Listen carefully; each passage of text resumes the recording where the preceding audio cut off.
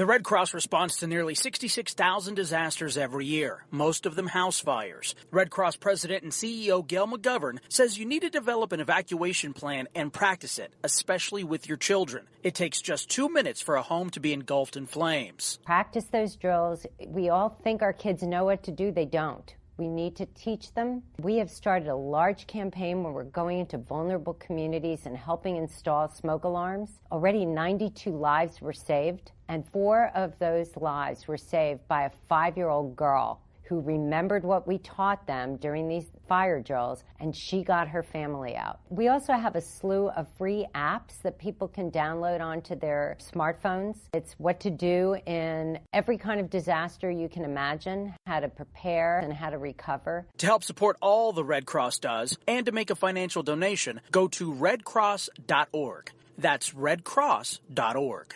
See that cute little dog in the pet store window? Chances are it came from a puppy mill. A breeding facility that forces caged, neglected, and often sick dogs to churn out puppy after puppy to be sold for profit. Meanwhile, millions of wonderful, healthy pets end up in animal shelters. This leads to the killing of more than 9,000 by the end of today. But with one simple choice, you can help.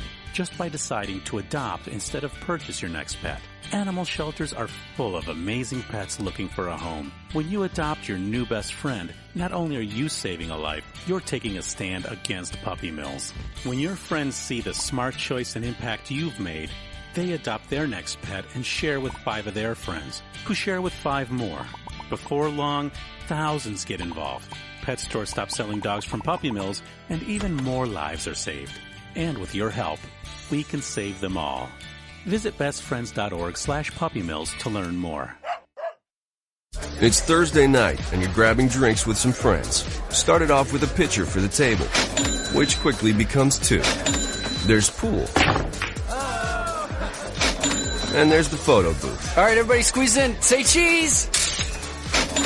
Followed naturally by an order of wings. And another. Can we get some extra ranch sauce? Then there's the ceremonial nightcap. So what are we doing this weekend? And lastly, it's back to the car, which, if you're buzzed,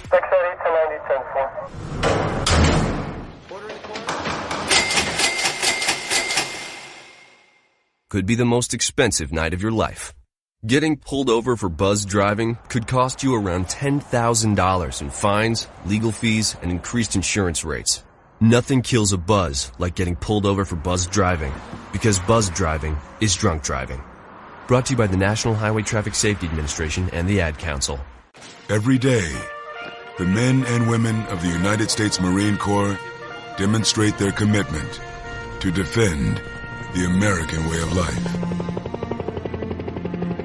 Since 1775, we have served our nation as a force in readiness. From combat operations to humanitarian assistance in every corner of the world. No matter where the mission takes us today or wherever our country needs us tomorrow, we always remember the land we call home. As Marines, we take a stand for each other, for our nation, for us all. The few, the proud, the Marines.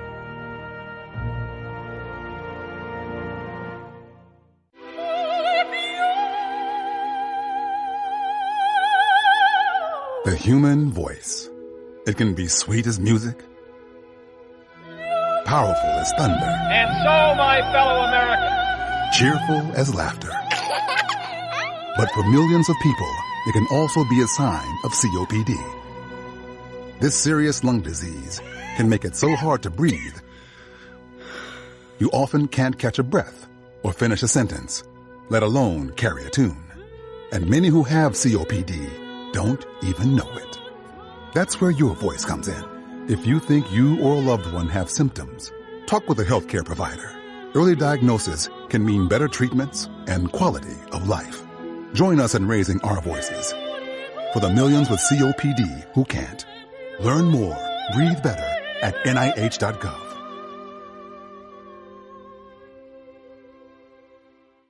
As a mother, you don't want to have to worry about this bill is coming, but then she needs this chemo.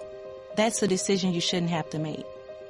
It's a huge burden lifted financially, and so it allows you to give singular focus to your child. I've never known a hospital that takes care of their patients so thoroughly. That was the first thing I was like, how are we going to do this? When they told us that we didn't have to pay a single bill, I was like, wow, they pretty much have saved us. It's like the world has been lifted off of your shoulders, and now your focus is supporting this child. There is not another hospital like St. Jude. The patient care is unmatchable. It saved my life. It saved my daughter's life. It saved our family.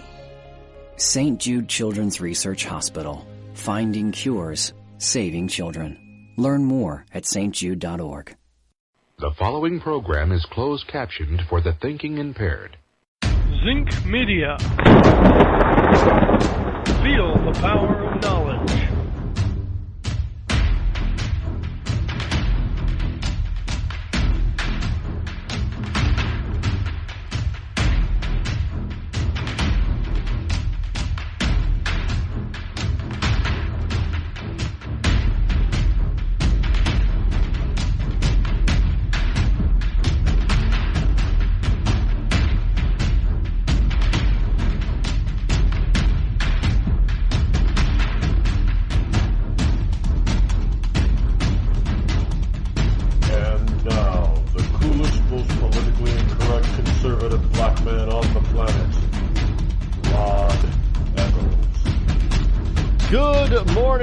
USA, liberty lovers, and ecclesiastites all across the globe. Here it is on Wednesday, September number 13 in the year of our Lord 2017. Call-in number this morning is 603-835-3226. That is the call-in hotline number.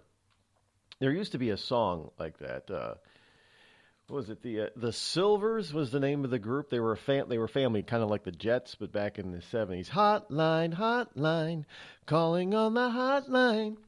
Yeah, that was that was a 70s hit, I do believe. Did anybody have 45s back when they were kids? The mini albums. Yeah, I had 45s because you couldn't afford an album, but you could afford a 45, I guess, right? Yeah, that's the way it worked.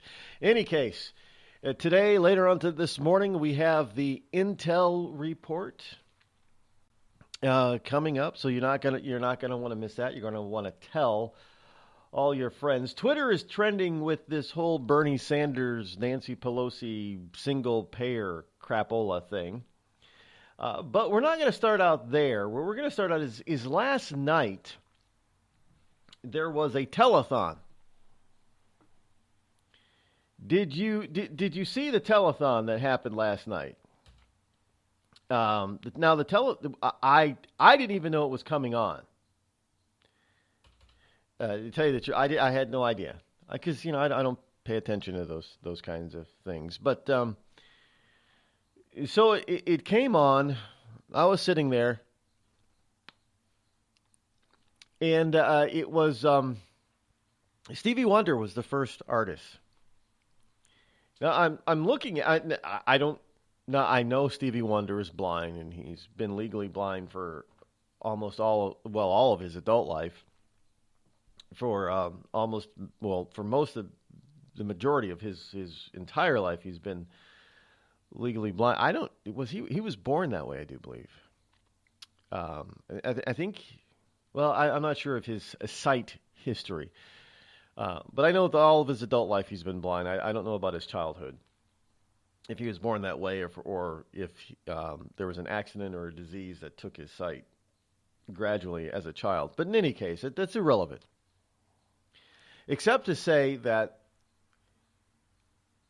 the program started, the camera was on him, and it took him a while to respond.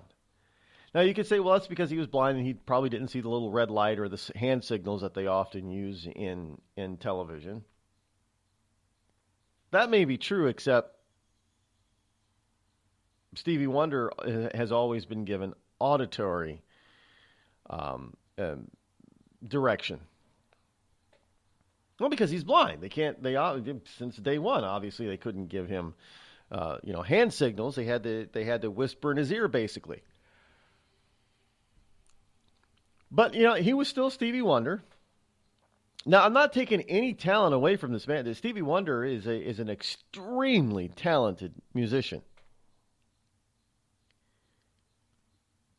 But he started off by talking about the hurricanes in his Stevie Wonder fashion.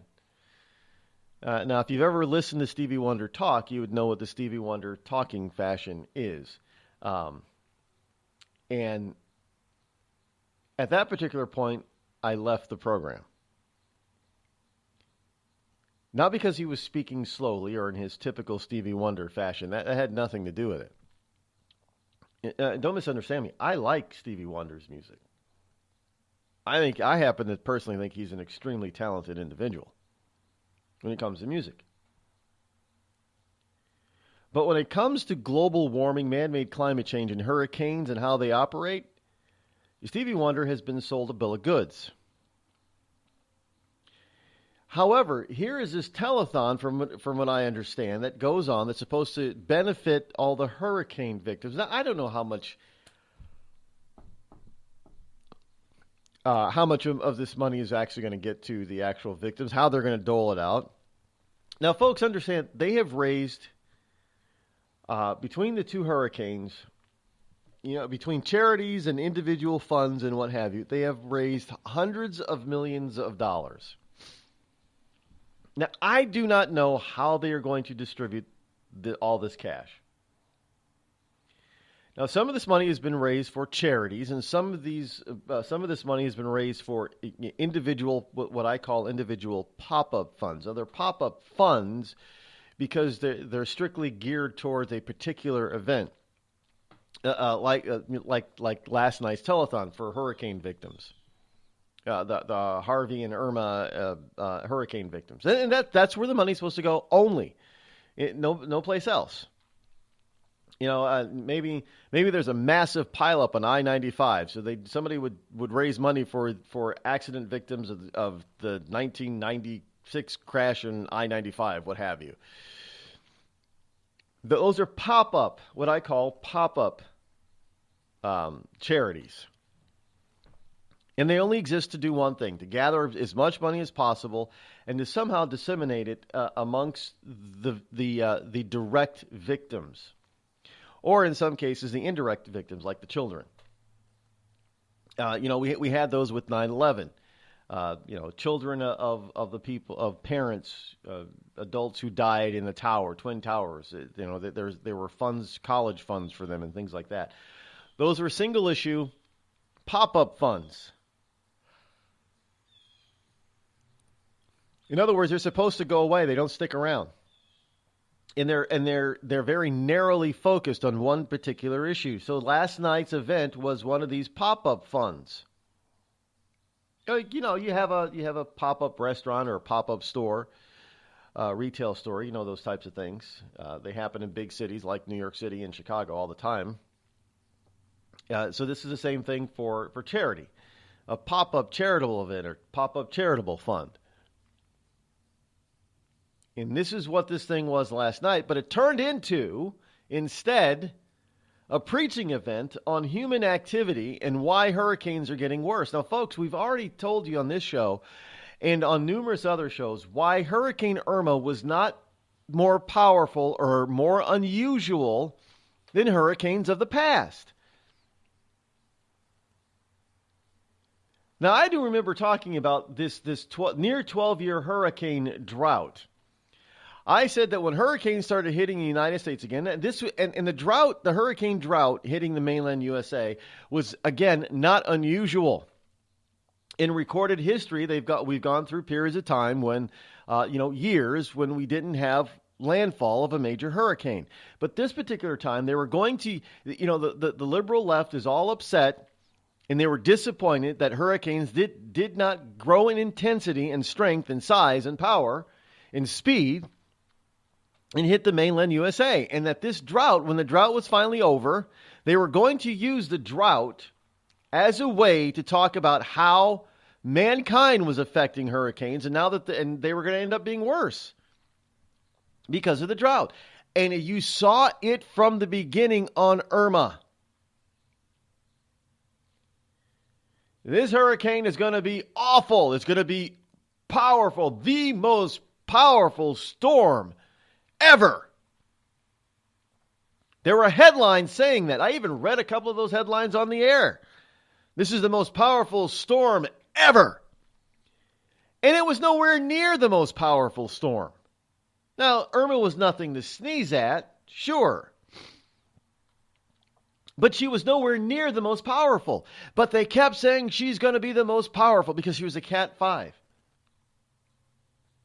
She became a Category 5, as if we've never had Category 5s before. Most powerful winds, biggest storm. It's going to engulf the entire state of Florida. We've never had a storm like this before. And because they kept saying that, then they started telling us it was all due to human activity. And that's what they were saying last night at this stupid telethon. Did you watch it? I didn't watch it.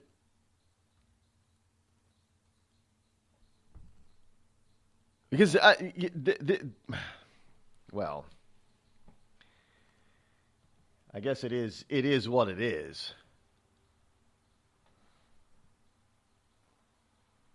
But I don't get into this notion, and I don't follow this fake science that mankind is the cause of every little thing that happens on this planet, weather and climate-wise, when this type of stuff has been happening since the dawn of time.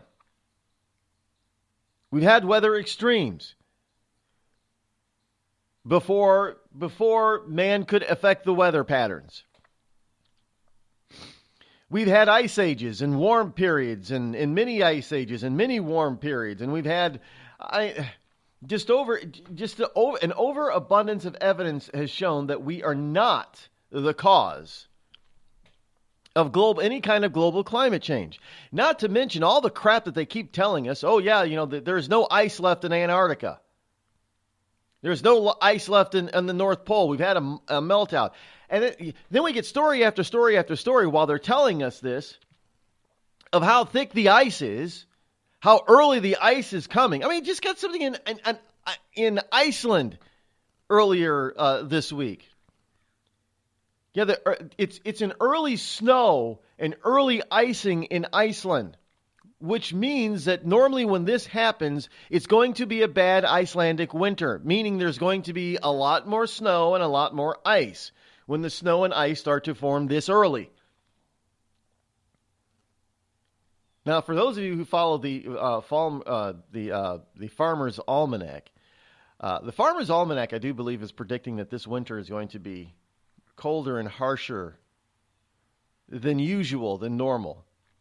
Now, they're not predicting, a couple of years ago we had a record. We shattered snow and cold and ice records in New England like you would not believe a few years ago.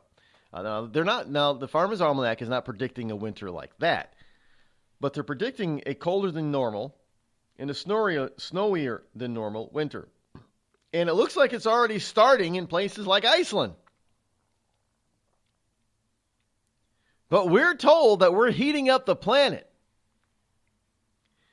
And we've even got a story here where they're saying they're bringing this back, this whole notion back, that people, climate change deniers need to be punished, calls to punish skeptics, climate change skeptics, rise with links to climate change and hurricanes.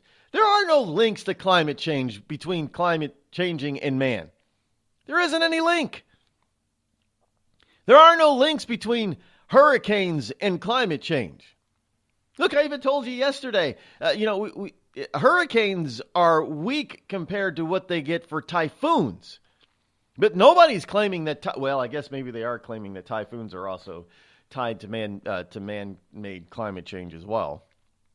But nobody's talking about how powerful the typhoons are. And well, at least we're not hearing them here. No, they're probably mentioning it in Asia. Oh, yeah. The climate change deniers climate change proponents are all over the globe, even in Asia. So they're probably telling all the Asian people, yeah, the reason why we have such powerful typhoons, and the typhoons aren't any more powerful than they've been in the past. But the reason why they have powerful typhoons today, just like we have powerful hurricanes today, is simply because of man's activity. In other words, if man had not invented the internal combustion engine, then according to these people, somehow the earth would have eventually eliminated on its own all hurricanes and typhoons. And therefore, if you deny the fact that mankind is responsible for hurricanes and typhoons, then you should be punished. Because we all know, they've proven by the data, right? We've got provable data, right? That if man didn't invent the internal combustion engine, then at some point, with the benevolence of man and nature communing with each other, that Mother Nature would have eliminated hurricanes, tornadoes, typhoons, surges, and all other bad weather events, right? Obviously, that's the case. Obviously, that is the case. You're listening to me, your lovable host, L. Rod, here on the Rod Eccles Show. We've all heard of male enhancement, but now there's an expert on true male enhancement in the areas that really count. In Herb Ellis's book, Husband 2.0, Real Male Enhancement, you'll find answers to questions like, why doesn't she want to have sex? A quick start, quick results workout guide, plus what you can do as a side hustle to make money now. With all the great tips in this book, every man can benefit. Get the book, Husband 2.0, Real Male Enhancement, on Amazon.com. Tired of paying outrageous prices for Viagra? Well, we have great news for you. Now you can finally get Viagra at huge discounts. Healthy Man allows you to save up to $500 on Viagra. Why pay U.S. pharmacy prices of $15 per pill or more when you can get Viagra for less than $3 a pill? Call today and get 40 Viagra pills for only $99. This can cost as much as $600 at your local pharmacy. You can't afford not to call us. If you want Viagra at the lowest prices, never pay $15 a pill pharmacy prices again. Get Viagra for less than $3 a pill. Call 800-595-2614 today and save up to $500 and get 40 pills for just $99. Healthy Man is fast, easy, and affordable. Operators are waiting at 595-2614 to take your call now. Call 800-595-2614. That's 800-595-2614. Again, 800-595-2614. It started with a knock, but it wouldn't end there. What happens in the story next, many wouldn't understand, and most wouldn't believe. 5 + 2 = Perfection by Samuel Rosette Jr. is a must-read. The scriptures within are reminders of the ancient past, and yet intriguingly infuses with texts which stand on the edge of the stage of relevancy. Available online at Westbow Press, Amazon, Books A Million, Barnes & Noble, and SamuelRosetteJr.com. And now a message from our sponsor. Ladies, tired of drying your hair with the same old vacuum cleaner? Try Avon Shea brand new Beauty Locks portable hair dryer. It's smaller, it's faster, it's guaranteed to give you the hair you've always wanted in half the time. Beauty Locks is delicate and dainty, just like you. The dryer weighs only a pound and easily fits in your hand. Now that's beauty and convenience. With a speedy motor that will dry your hair in as little as 25 minutes, you can get gorgeous hair without falling behind schedule. Don't worry about the little ones or that pie in the oven. Thanks to an extra-long extension cord, you can move around while primping your locks. Forget those long trips to the salon and no more waiting for hours under monster machines. Avon Shea gives you an easy and speedy hairdo that will blow your man away. Get it now at your nearest Macy's.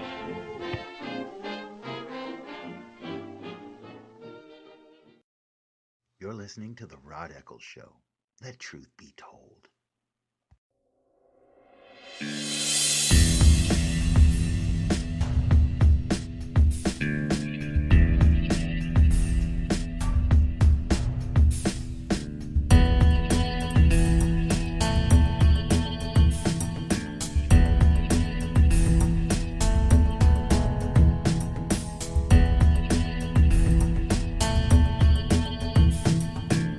603-835-3226 is the call-in hotline number, should you wish to utilize that while you are tuning into the program.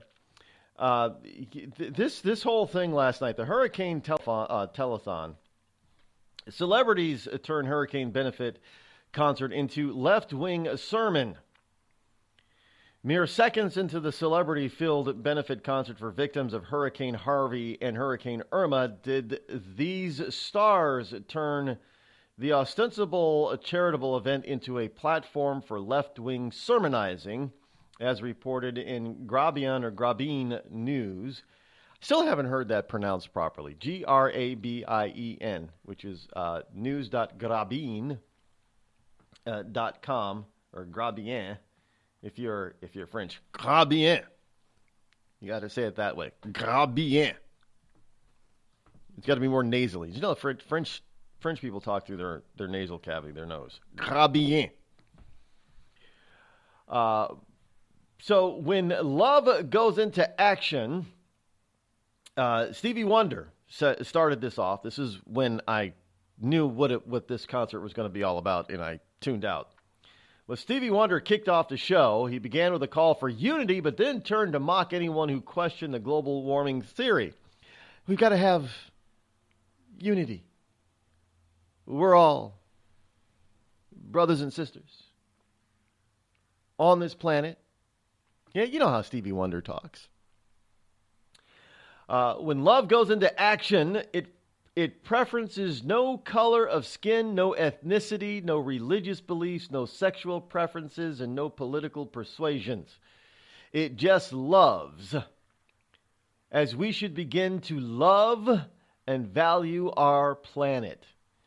At that particular point, I said, yep, nope, I'm out. So I don't know what happened after that, but that's the way I heard the start of that. I heard Stevie Wonder take 5 minutes to say that sentence, that line. That didn't really take him a full 5 minutes, but you know what I'm saying. Because of his the way he speaks. Now, I'm not making fun of the way he speaks. That's the way he's always spoken. It has nothing to do with his lack of sight either. It's just the way Stevie Wonder's always spoken. I don't know why. Ask him. He went on to say, anyone who believes there's no such thing as global warming must be blind or unintelligent. Well, anybody who does believe in man-made global warming must be unintelligent. I'm not going to say blind. Well, they're blind to the truth. But they're definitely unintelligent because we have talked about this, about them. We know, even those who believe in all this global warming crap, they know through various email leaks, and this stuff has been printed in by Julian Assange and people like Julian Assange as all the fakery. It's all fake. We know this.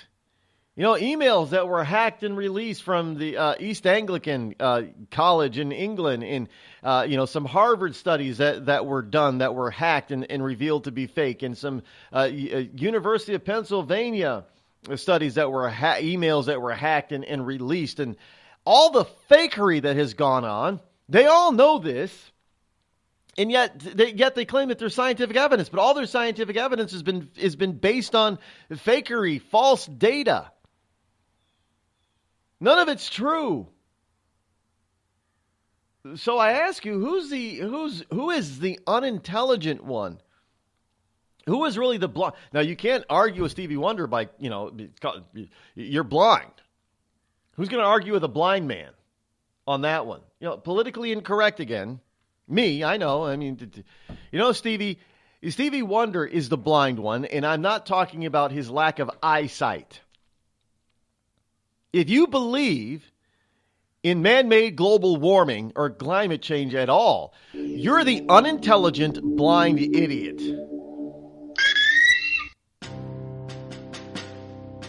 On the battlefield, there's a saying America's military men and women live by.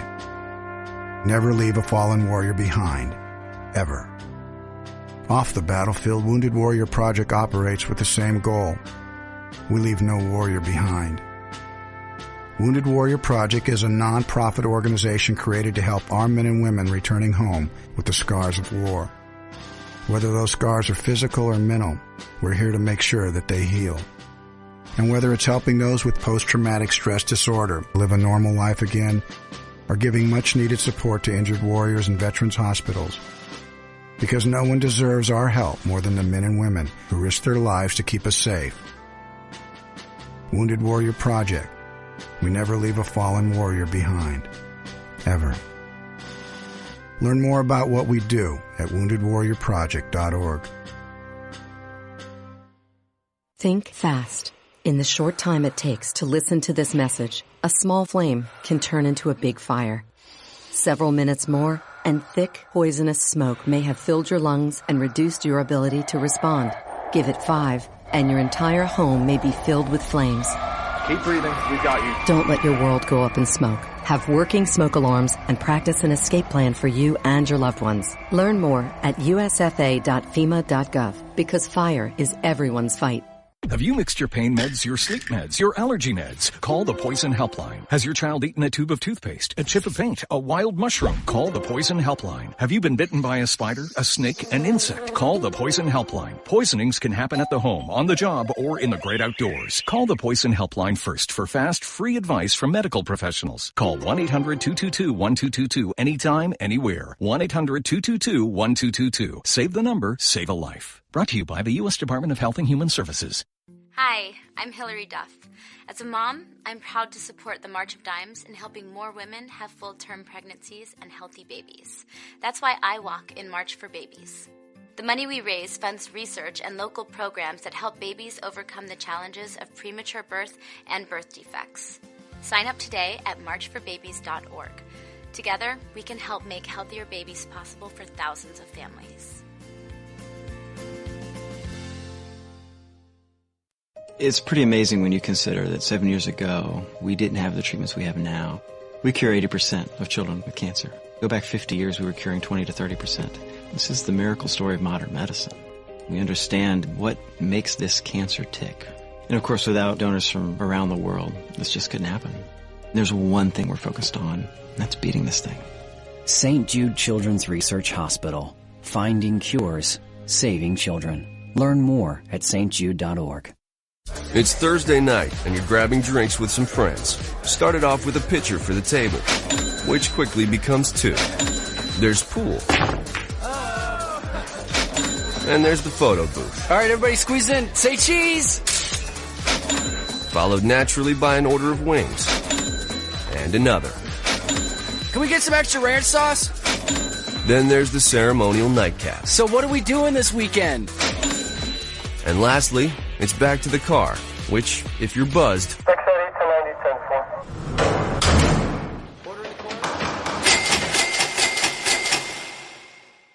could be the most expensive night of your life.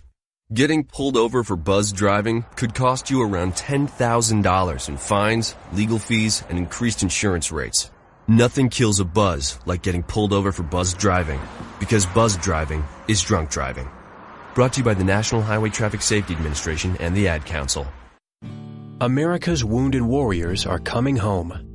After serving on foreign shores, these brave men and women are returning to their families and communities. Many have wounds you can see, and many have wounds you can't see, like post-traumatic stress disorder. Now that these warriors are back home, they are ready to enter the civilian workforce. To help, Wounded Warrior Project has developed the Warriors to Work program, a career counseling service that helps warriors translate their military experience to the civilian workplace. These extraordinary men and women bring proven world-class job skills and a unique perspective on teamwork to the job. And to ensure the right warrior finds the right job, Wounded Warrior Project works with employers to find just the right match. When you hire a wounded warrior, you hire an intelligent, talented, and committed new employee. Contact Wounded Warrior Project at findwwp.org. Welcome home the brave.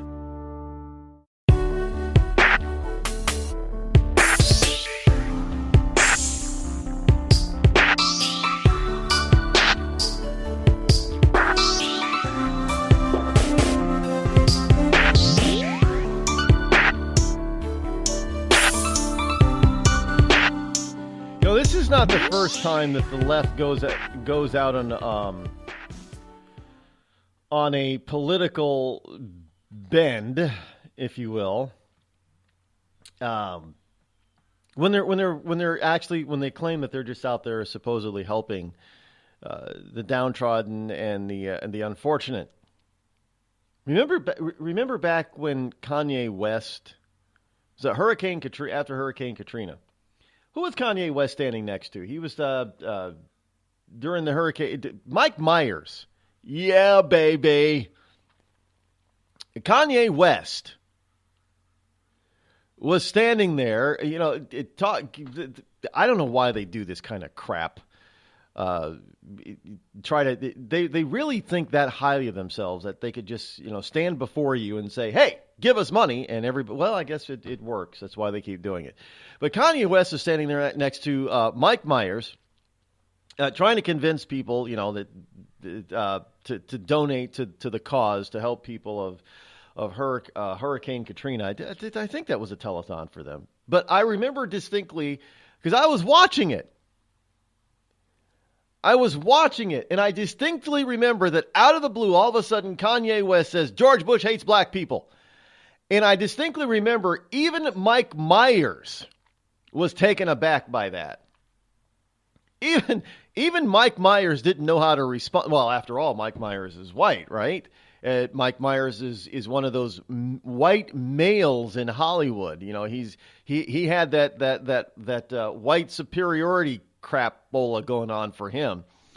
So he couldn't respond, no matter how surprised. And it didn't matter even if he agreed with Kanye West at that particular moment in time. He couldn't respond because he was white. But I remember the shock. Mike Myers, being a comedic actor, did his best to try to cover up his shock, but you could still see it. He was stunned. All this, you're standing next to a rising star, or I guess you could say rising legend, musical rap artist legend by the name of Kanye West. Everybody thought Kanye West was a musical genius. And when was this, Katrina? 2005, right? Yeah, that was 12 years, 2005. And George Bush was president, and all of a sudden you got Kanye West at a telethon to raise money for Katrina victims. George Bush hates black people. And the white movie star, former TV star standing next to you is totally, no warning. Hey, it's not like Kanye West said, hey, Mike, I'm going to blame George Bush on this. No, he just comes, so now we got last night's telethon. And we have the same thing. Oh, you climate deniers! Man is the cause of Hurricane Harvey and Hurricane Irma. In fact, Hurricane Irma is the most powerful hurricane ever. And it's due to man. I would think that this stuff is funny, except for the fact that you do have people out there who really do believe that there should be no freedom of speech, especially when it comes to climate. And that there are growing calls to punish skeptics who are skeptics to the rise, skeptics to the links of climate change and hurricanes. This is from the Washington Times. Calls to punish global warming skepticism as a criminal offense have surged in the aftermath of Hurricanes Harvey and Irma. But this hasn't discouraged climate scientists like Judith Curry. Judith Curry, a retired Georgia Tech professor, she argued on her Climate Etc. website that Irma, which hit Florida as a Category 4 hurricane Sunday, was fueled in large part by very weak wind shear, and that the hurricane intensified despite Atlantic Ocean temperatures that weren't usually warm.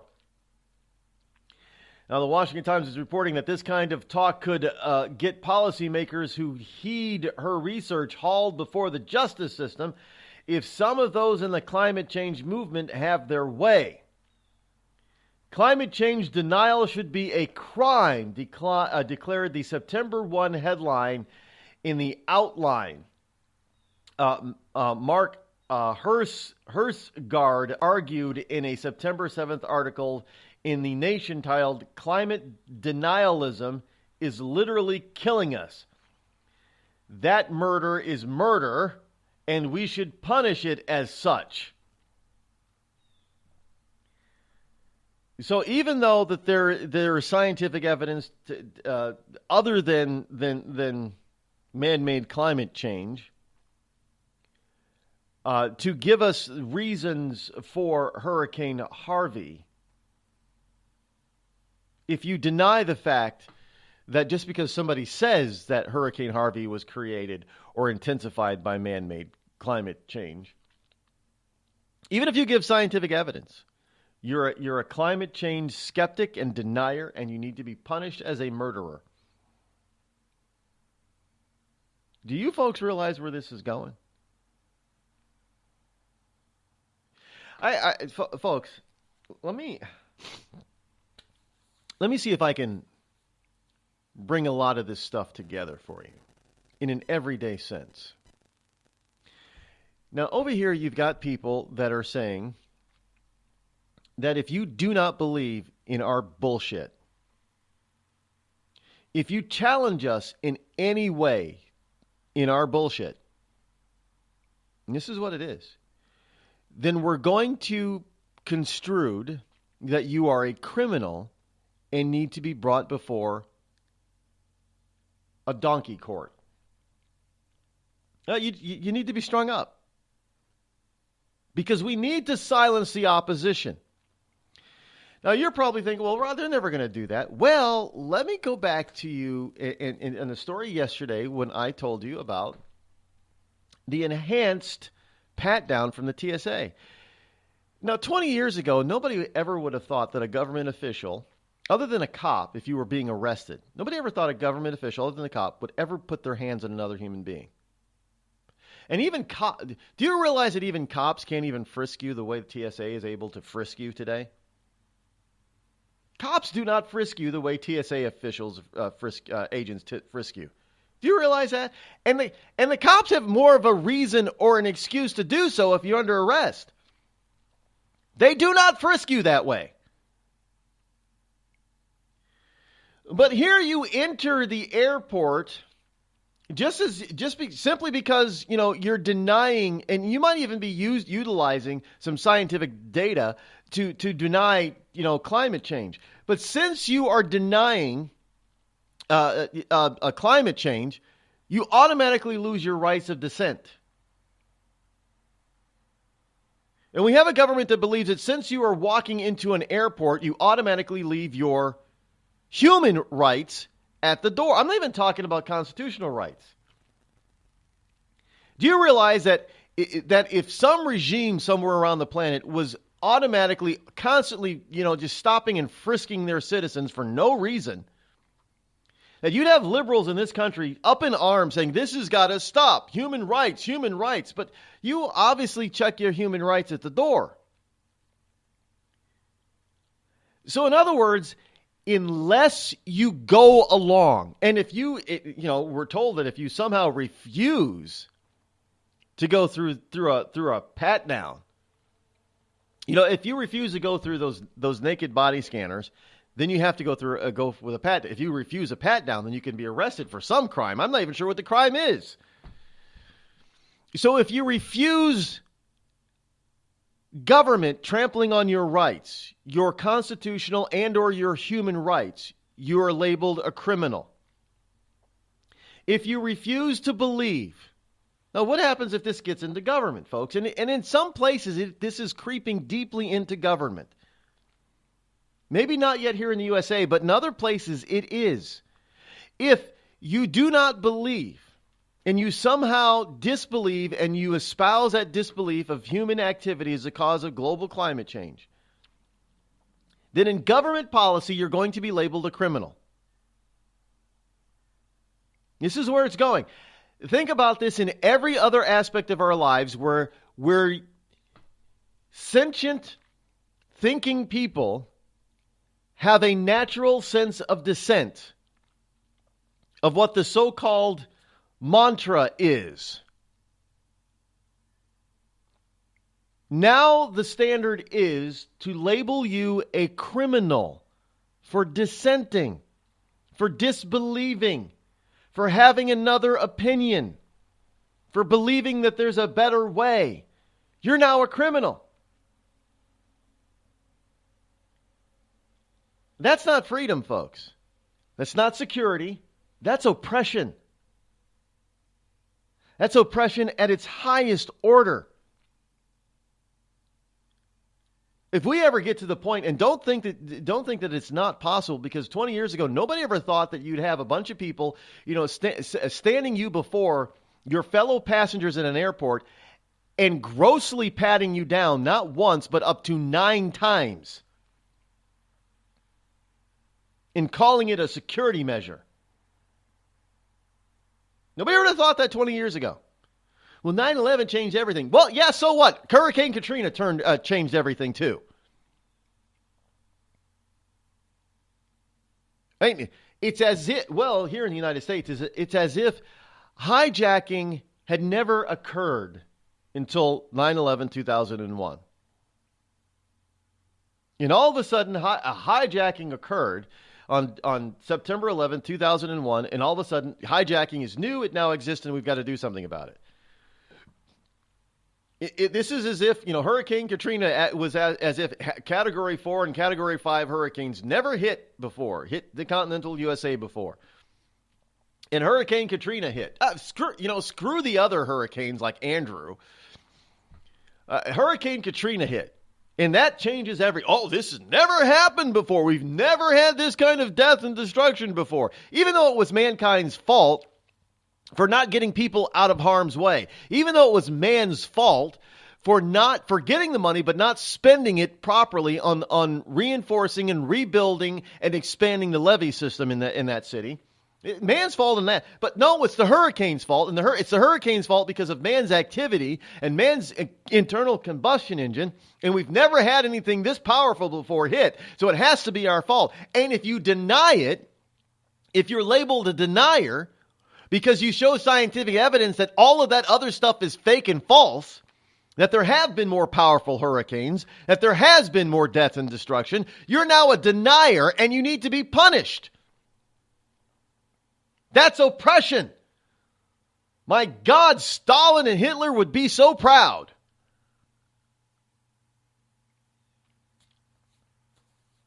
Does anybody see this? Am I the only one who's connecting and putting 2 and 2 together here?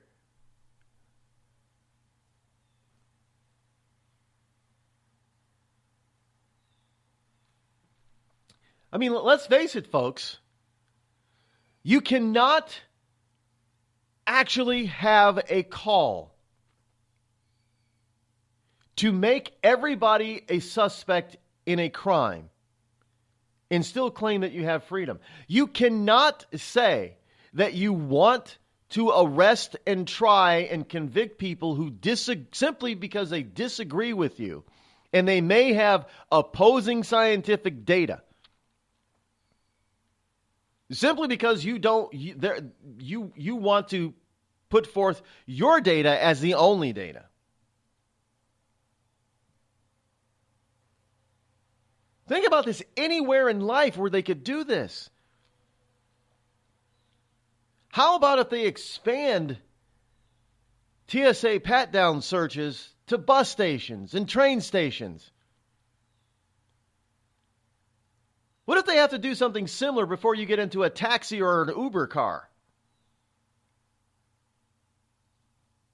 Now, I know some people are thinking, well, Rod, you're going too far. Really? Am I really thinking outside of the box? You have Americans who believe that if you dissent against man-made global climate change, that you should be a criminal. You have Americans who run around in this country calling themselves Antifa, who think that even Thomas Jefferson should be removed from our history books.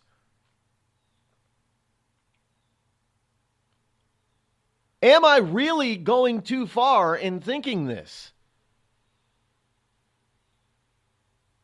The evidence is before our eyes that we have a bunch. I don't know what do you not obstructionists, but what would you call them? They're not even really communists. I don't even think the USSR went this far. Attempted to go this far. I mean, sure, the communist regimes, even China, still to this day, they have propaganda. But I don't think they've ever criminalized people who didn't believe them.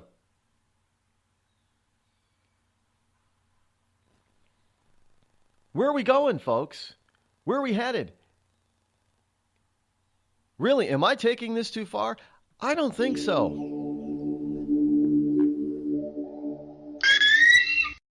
Hello, America. It's me, your history. I remember a time when we thumbed our nose in a king's face, sent him packing. And when fascists and emperors talked a little bit too loud, we showed up, tore their cities to the ground, and then rebuilt them just to prove we could. We put men on the moon, we won a Cold War, and we elected fearless leaders who led fearless people. What the hell happened to you, America? Back in my day, we didn't elect a big-eared community organizer. We punched him in the kidney. Maybe it's time you came home, America. Home where you belong. We've all heard of male enhancement, but now there's an expert on true male enhancement in the areas that really count. In Herb Ellis's book, Husband 2.0, Real Male Enhancement, you'll find answers to questions like, why doesn't she want to have sex? A quick start, quick results workout guide, plus what you can do as a side hustle to make money now. With all the great tips in this book, every man can benefit. Get the book, Husband 2.0, Real Male Enhancement, on Amazon.com. Tired of paying outrageous prices for Viagra? Well, we have great news for you. Now you can finally get Viagra at huge discounts. Healthy Man allows you to save up to $500 on Viagra. Why pay U.S. pharmacy prices of $15 per pill or more when you can get Viagra for less than $3 a pill? Call today and get 40 Viagra pills for only $99. This can cost as much as $600 at your local pharmacy. You can't afford not to call us. If you want Viagra at the lowest prices, never pay $15 a pill pharmacy prices again. Get Viagra for less than $3 a pill. Call 800-595-2614 today and save up to $500 and get 40 pills for just $99. Healthy Man is fast, easy, and affordable. Operators are waiting at 595-2614 to take your call now. Call 800-595-2614. That's 800-595-2614. Again, 800-595-2614. It started with a knock, but it wouldn't end there. What happens in the story next, many wouldn't understand, and most wouldn't believe. 5 + 2 = Perfection by Samuel Rosette Jr. is a must-read. The scriptures within are reminders of the ancient past, and yet intriguingly infuses with texts which stand on the edge of the stage of relevancy. Available online at Westbow Press, Amazon, Books A Million, Barnes & Noble, and SamuelRosetteJr.com. This is Free America broadcasting on the Rod Eccles Show with a message to all patriots trapped behind the lines in California, New York, Boston, and Chicago. Don't give up, true lovers of America. Even as we speak, moves are being made to drive the invaders back to the land from which they came, defeat the would-be dictators, and lift the chains of tyranny from around your neck. Stay strong. Stay brave. You're not forgotten, and you're not alone. Until next time, patriots, this is Free America signing out. Call Rod now, 603-835-3226. Lines are open.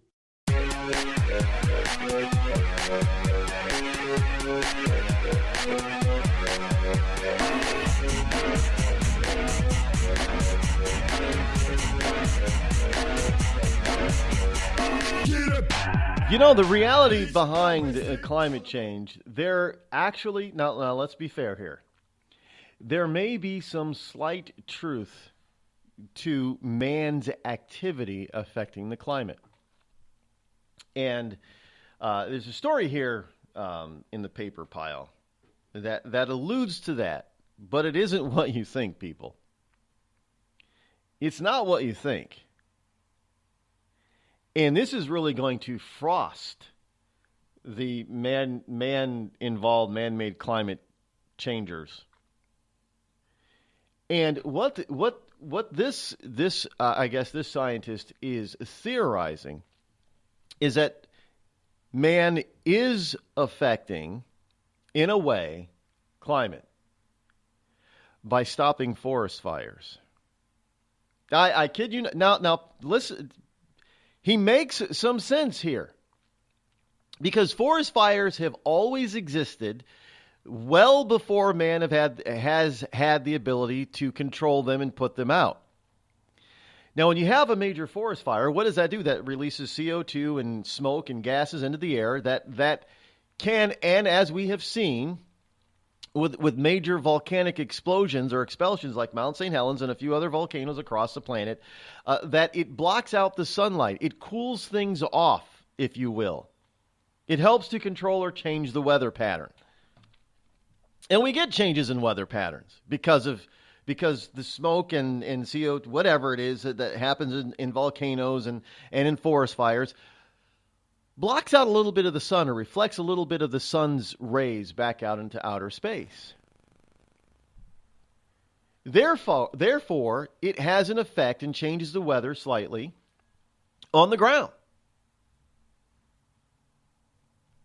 But what do we do when there's a forest fire? Whether or not, and most forest fires are not caused by man, they're caused by nature. You know, lightning strikes and such.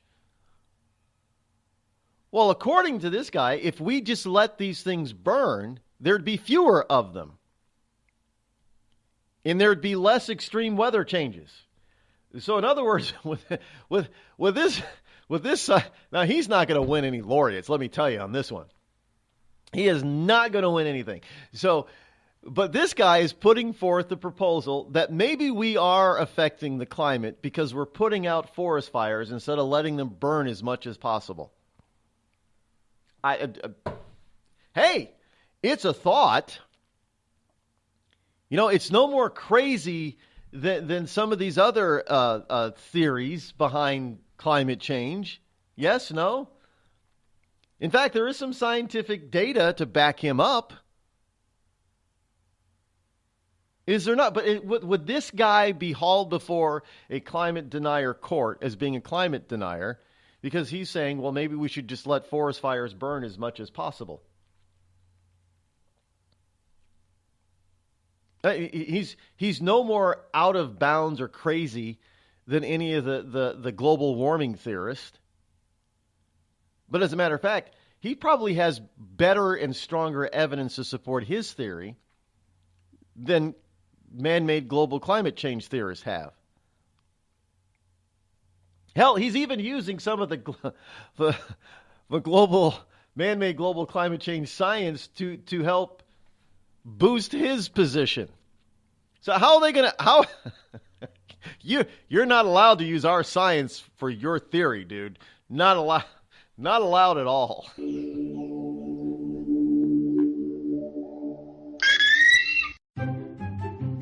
Have you ever thought to yourself, I'm a leftist elite Hollywood a-hole? If so, good news. The Rod Eccles Hollywood Community College is now open, featuring such courses as unemployment is not paid vacation. No, Americans don't want to spend $19 for an order of French fries, and the ever popular shut the hell up.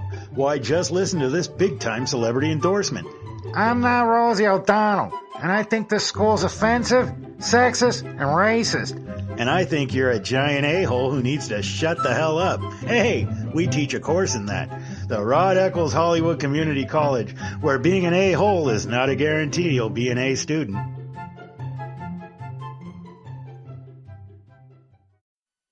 I considered suicide so I wouldn't put my family through all the pain. Many of our warriors are returning home from the battlefield, only to face a new war as they struggle with devastating injuries. At Wounded Warrior Project, we understand. We're there to help. Even though you think you're broken, you're not.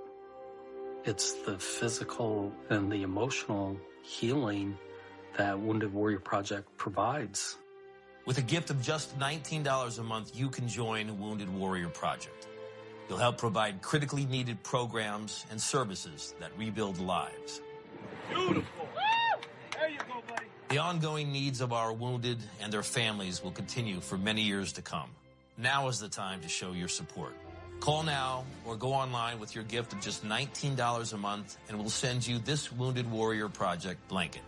It made me feel that there's people out there that care about us. After this event, we can finally maybe start to heal as a family and move forward. We need your help. The families are hurting. For many of our wounded heroes, the greatest casualty is being forgotten. That's why your gift of just $19 a month is so important. Please, call or go online right now. Think fast. In the short time it takes to listen to this message, a small flame can turn into a big fire. Several minutes more, and thick, poisonous smoke may have filled your lungs and reduced your ability to respond. Give it 5, and your entire home may be filled with flames. Keep breathing. We've got you. Don't let your world go up in smoke. Have working smoke alarms and always stay in the kitchen when cooking at high temperatures. Learn more at usfa.fema.gov, because fire is everyone's fight. And now, a message from the American Migraine Foundation. It's an absolute nightmare. I was terrified. It was like your head's going to explode. Migraine is a disabling disease. Just all of a sudden couldn't see. Migraine has ruined my life. Absolutely terrifying. There's pain that does not stop. It's a throbbing, pulsing, banging, hammering feeling in your head. 36 million Americans suffer. I started getting migraines around 5 years old. Just takes over everything. I feel trapped by migraine. It hurts like my head's gonna fall off. And the whole world around you stops. My world has gotten small. You feel like the world's closing in on you. There's nothing you can do. I had spent a year housebound. It's like you're trapped in your head. There's no escaping it. You can't leave your body. Don't suffer alone. Make your move against migraine. Visit AmericanMigraineFoundation.org to find help, learn more, and get connected. It's Thursday night, and you're grabbing drinks with some friends. Started off with a pitcher for the table, which quickly becomes 2. There's pool. And there's the photo booth. All right, everybody squeeze in. Say cheese! Followed naturally by an order of wings. And another. Can we get some extra ranch sauce? Then there's the ceremonial nightcap. So what are we doing this weekend? And lastly, it's back to the car, which, if you're buzzed,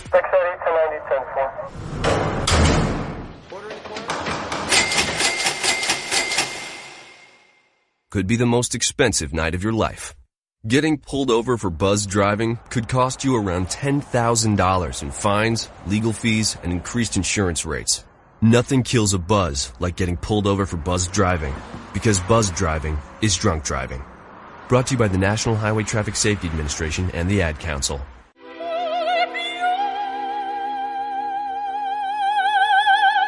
The human voice. It can be sweet as music, powerful as thunder, And so, my fellow Americans, cheerful as laughter. But for millions of people, it can also be a sign of COPD. This serious lung disease can make it so hard to breathe, you often can't catch a breath or finish a sentence, let alone carry a tune. And many who have COPD don't even know it. That's where your voice comes in. If you think you or a loved one have symptoms, talk with a healthcare provider. Early diagnosis can mean better treatments and quality of life. Join us in raising our voices for the millions with COPD who can't. Learn more, breathe better at NIH.gov.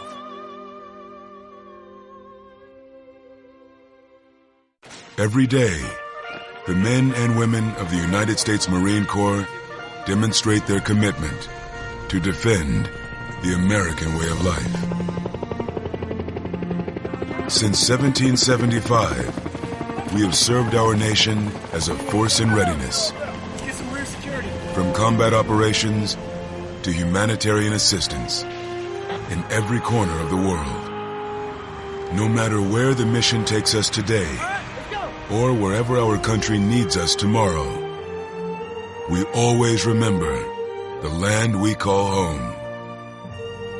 As Marines, we take a stand for each other, for our nation, for us all.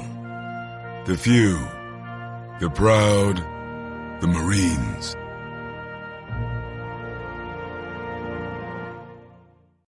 Zinc Media.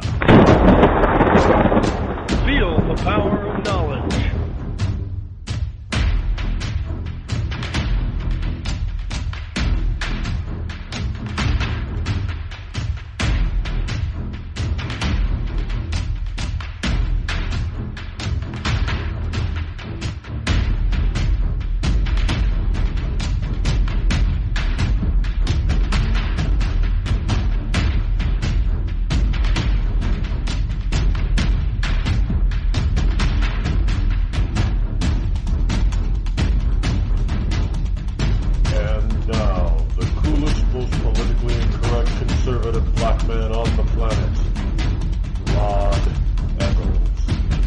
Good morning and welcome back. It is I, your lovable host, Rod, coming to you live this Wednesday morning, September number 13 in the year of our Lord 2017, almost at the midway point of September already. We're at the midway point of the week already, and by the time we get done with this week, we'll be at the midpoint of the month.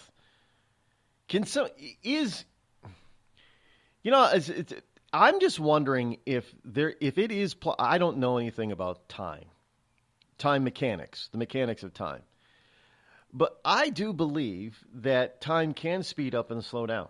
I don't believe time is constant, not even for us little bitty humans sitting here on the planet Earth, because it just seems like sometimes time just rolls by like you would not believe. And not even when, I'm not just saying this because, I understand the so-called theorem of time versus your aspect or ratio to time, meaning are you bored or not? If you're excited, then time seems to go by faster. But if you're bored, it just seems to crawl along. But even if you take all that into account, it just seems like there are times when time speeds up. It just goes by faster. I don't know how you measure that. We can measure it in a nanosecond. Really? How do you do that? Seriously, I don't know. Any case, we have 3 hours here every weekday morning, but they fly by. At least they do for me. I know for liberals, they're probably excruciating long if they try to tune in. 603-835-3226 is the call-in hotline number. And, of course, today being Wednesday, it is Intel Report Day. Yes, every Wednesday, we get a report of import, national and international import from what we call him Agent 0010. He is a real former government spook, not one of those people who pretend to be one on TV or in the movies. Good morning, Agent 0010. How are you? Good morning, Rod. How are you? I am blessed and highly favored. Now, just to be clear, you are not Tom Cruise, right? Oh, God, no. If I were, I'd shoot myself in the face. Okay, I can't stand that twerp. So our Agent 0010 does not play a super spy in the movies.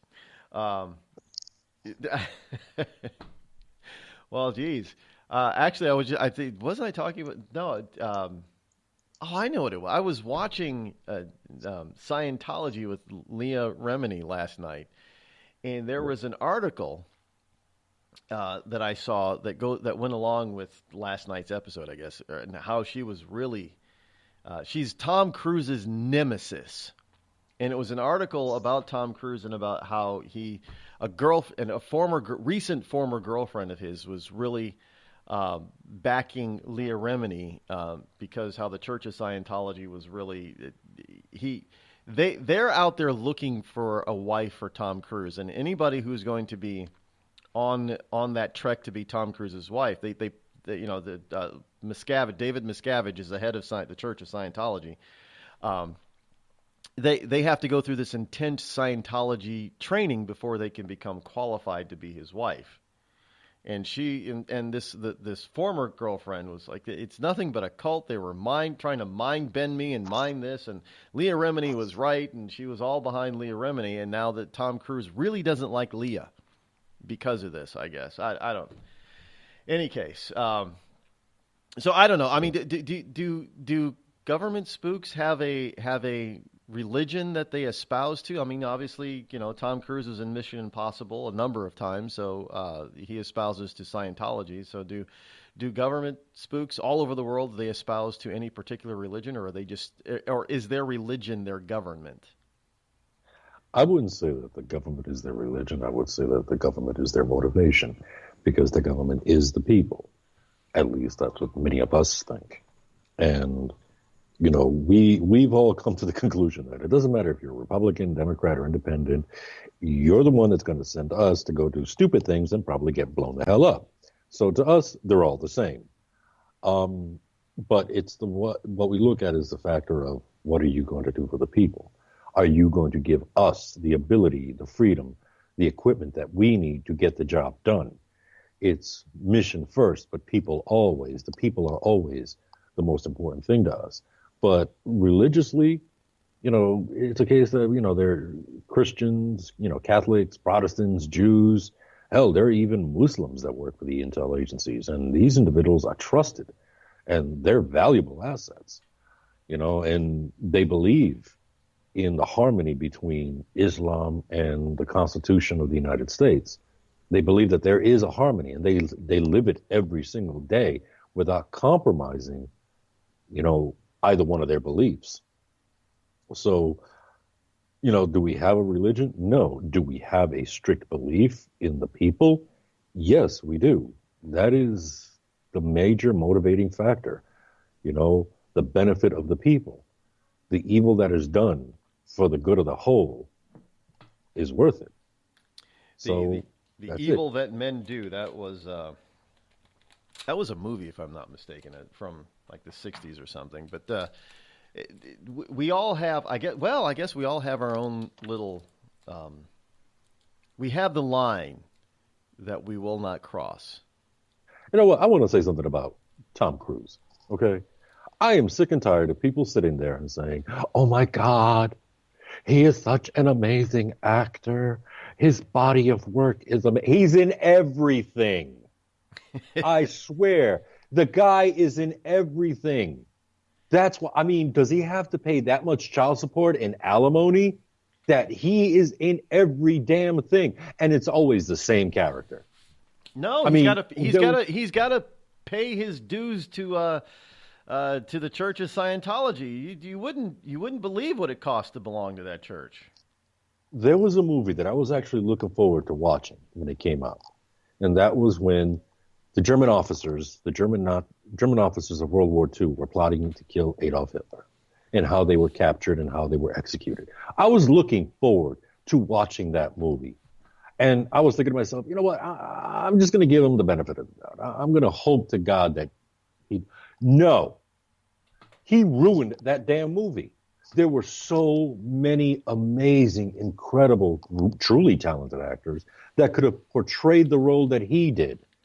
But no, they put this 5'0" sawed-off twerp who is hopped up on medications. Oh, I'm not taking my meds. He's hopped up because he's not taking his meds. This idiot ruined the movie for me. And I'm watching him and I'm like, wow, you really suck in dramatic roles. Seriously suck. Well, there are people that these are, Hollywood is self-aggrandizing. We often see that.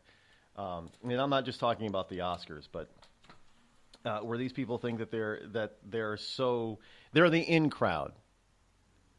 So they're part of the Tom Cruise is an A-lister. And he doesn't have to audition anymore. He gets parts just tossed to him. Here, Tom, this one's for you, or this one's for you, or this is written for you, that type of thing. And obviously he's not the only A-lister, but he's an A-lister that gets the chance to ruin. He redid The Mummy. They sprung this new Mummy movie on us, and the problem is that the premise and the plot of the movie actually looks pretty good. It looks almost worthwhile to spend 10 or 15 bucks at the theater to go see it. I didn't go see it because it had Tom Cruise in it. The same thing with the movie that had to do with the Chinese Wall, the Great Wall of China. It was something that was a little bit different compared to everything else that we'd been getting, of late. I thought, this is awesome. Fantasy, science fiction, a little bit of monster flick in there. Great. Oh my God, it's starring Tom Cruise. Why would they ruin a movie by putting in Tom Cruise? And I find that I know this, folks, this is not Friday, but this has everything to do with what we're talking about here. I find it interesting that they will put this man and actors like him when people express their disdain or dislike for him or actors similar to him in movies all the time. And the movies never do what they expect the movies to do, and they scratch their heads and they wonder why. Hello, we've been telling you, stop casting this jackass. Or stop, if it's a female, stop casting this witch. We don't want to see them. We're not going to pay to see them. And yet they do it over and over again. My biggest bone of contention with that moron is when he was sitting there in a trial during his divorce and said, "Oh yeah, filming that movie was like going into combat." Excuse me? What the hell did you just say? Yeah, well, they don't. I know there are other actors that looked at him and thought, "What are you stupid? You crazy?" It's nothing like, the reaction from people like Tom. Now, if anybody would know what combat would be like, that's an actor, you would think it would be Tom Hanks, and Tom Hanks is like, hey, we share the same first name, but you're adult. There's no way in hell that movie is anything like being in war.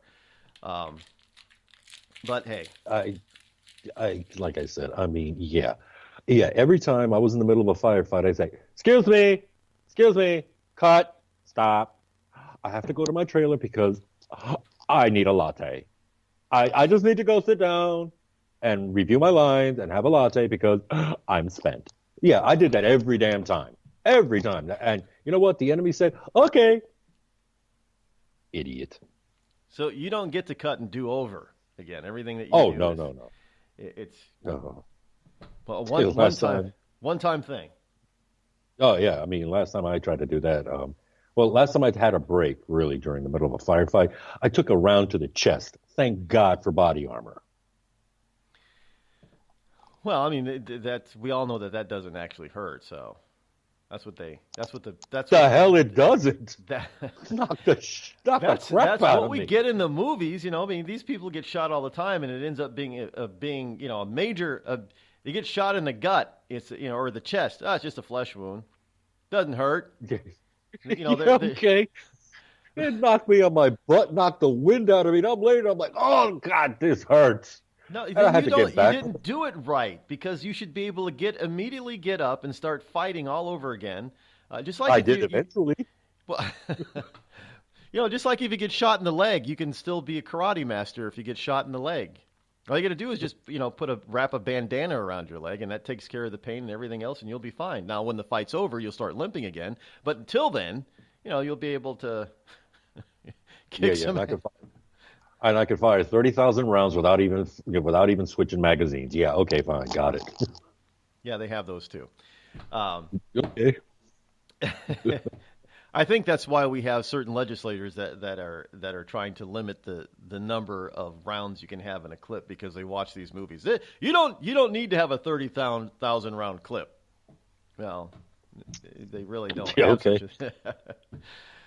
But seriously, we have a nation that doesn't fully understand what our so-called ghost operatives or clandestine operatives or intel operatives, what you guys go through and what your real purpose is. What most Americans, and indeed what most people around the world, only believe is what they see on TV and in the movies.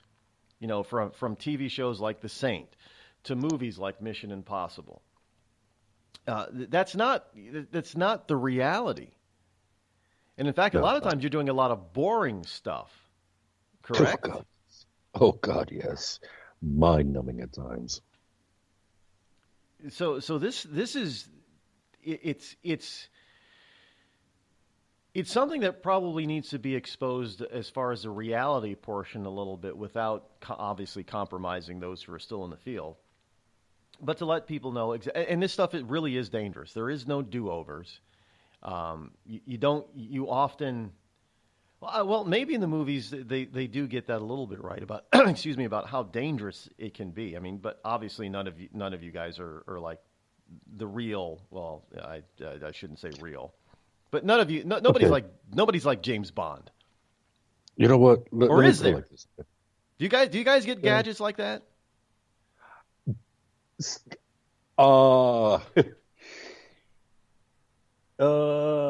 Kind of, sort of. I'll leave it at that. Kind of, sort of.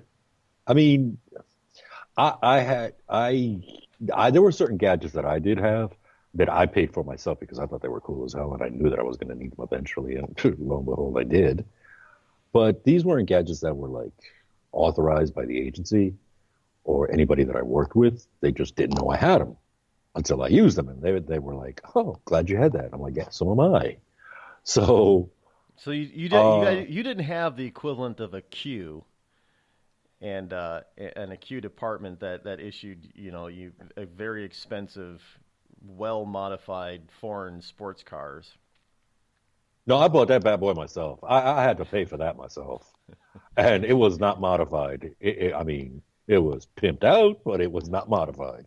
I mean, my car was nice, but like I told you before, that was out of my pocket. And the monthly bill that kept coming in kept reminding me that, yeah, this is my problem. But there were the gadgets that we were given were for work only. They were for doing the mission, for doing the job. Certain protections that I needed for myself, I paid for myself because I wanted them. And, there were other little gadgets that I could use that the agency did have, but exploding they were pens? more for. Oh God, no! Oh God, no! No exploding. But you pen? can get those. But you can get a pen that shoots a .22 caliber. You can get that, but the agency doesn't supply it. But those are things that you can get on your own. I mean, they're basically all over the place. I mean, when I was in a certain part of the world, I got a couple of gadgets that worked, but then there are other gadgets that they give you in order to conduct surveillance, like recording devices. And I'll leave it at that. I'm not going to say how they were used or how they were, hidden, but yeah, we had recording devices that we How could about use. Devices that help you get away, like a grappling hook watch? No, we had cars for that. A grappling hook? No. Well, the watch that one of the watches that James Bond had that actually winched him up by the wrist. That's why we watched movies like that. Well, a bunch of us used to watch movies like that because we knew it was the realm of fantasy. It wouldn't drag us into that bad place that exists in our minds that eventually, every now and then rears its ugly head and sucks us right in. But we would watch movies such as James Bond because we knew it was fantasy and it didn't take us into that dark world in our mind and it entertained us. And now you have the new movies, The Kingsman. I dig that. I think it's hilarious. It's funny. And it also doesn't drag me into that dark world. But there are other movies, mostly documentaries, that do, and I avoid those like the plague because coming out of that dark place. Wait, you don't have suitcases that are actually rocket launchers? No. Well, we saw that in the Mexican, the guitar case, the rocket. One of the brothers there had his guitar case was actually a rocket launcher, and another guitar case was a machine gun. So you're saying you don't have suitcases or violin cases or guitar cases that double as a weapon? I didn't say that. Okay. No I didn't say that. All right, let me get to my report. Well, we got to take a break now. Can you hang on so we can get to the real stuff right after the break? Yeah, not a problem. All right. Hold on, folks. I sometimes I just have to, go off the beaten path a little bit and try to get some real information. This is the real stuff. The fantasy stuff is the real stuff here. We'll be back.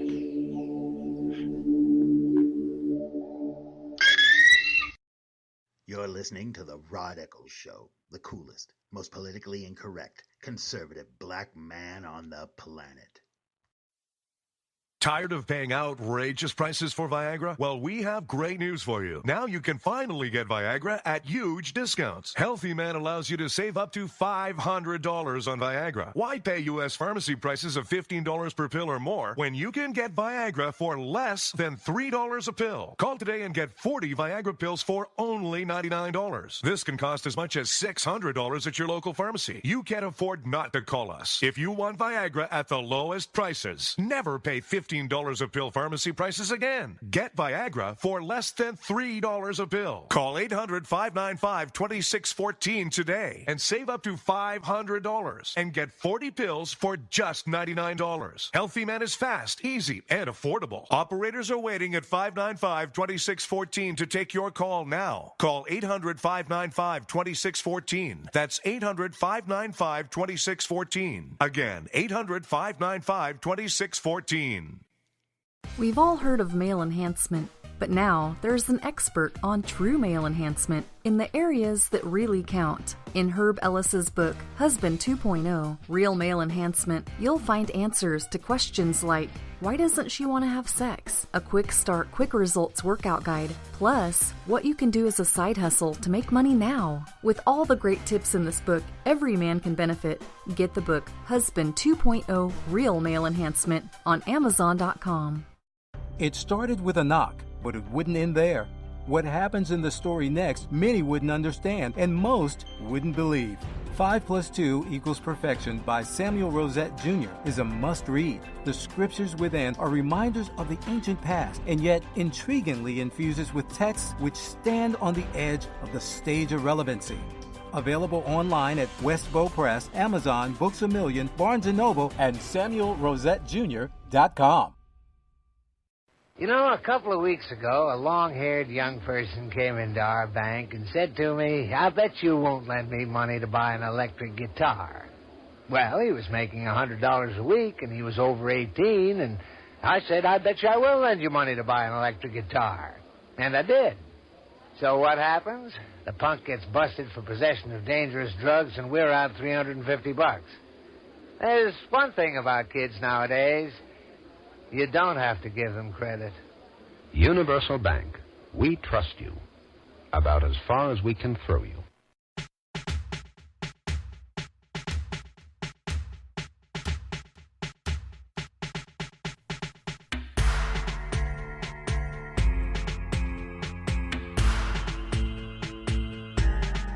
We all like fantasy. We all have fantasies of ourselves doing important things, doing heroic things. Look, even, and I'm not even talking as a child. I'm talking about as an adult. You know, I even to the point where, well, let me give you an example. I fantasize sometimes, even though I would probably never do this in real life. I fantasize about actually running for president and being elected president and cleaning house better than anybody ever else had. And I have all the answers and I have all the ideas. But reality versus fantasy is that it most likely will never happen that way. And you know, you can write your script, your personal script all you want to, but it's not going to happen. Because there is something that is called reality that sets in. And you have to overcome reality in order to get to the fantasy. And reality has a very, it's known for crushing fantasy a lot. And I think Hillary Clinton learned that the hard way during the last election.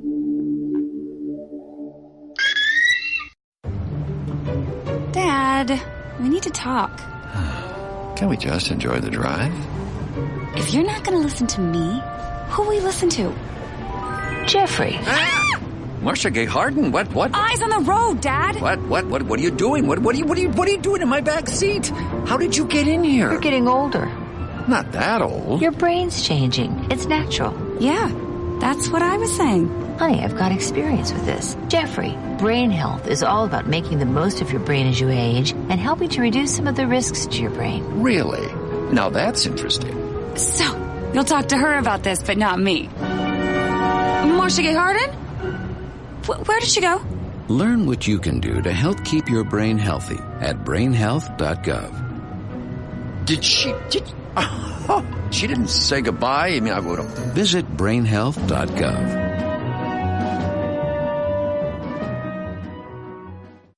Every day, 70,000 puppies or kittens are born in the U.S. Cute, right?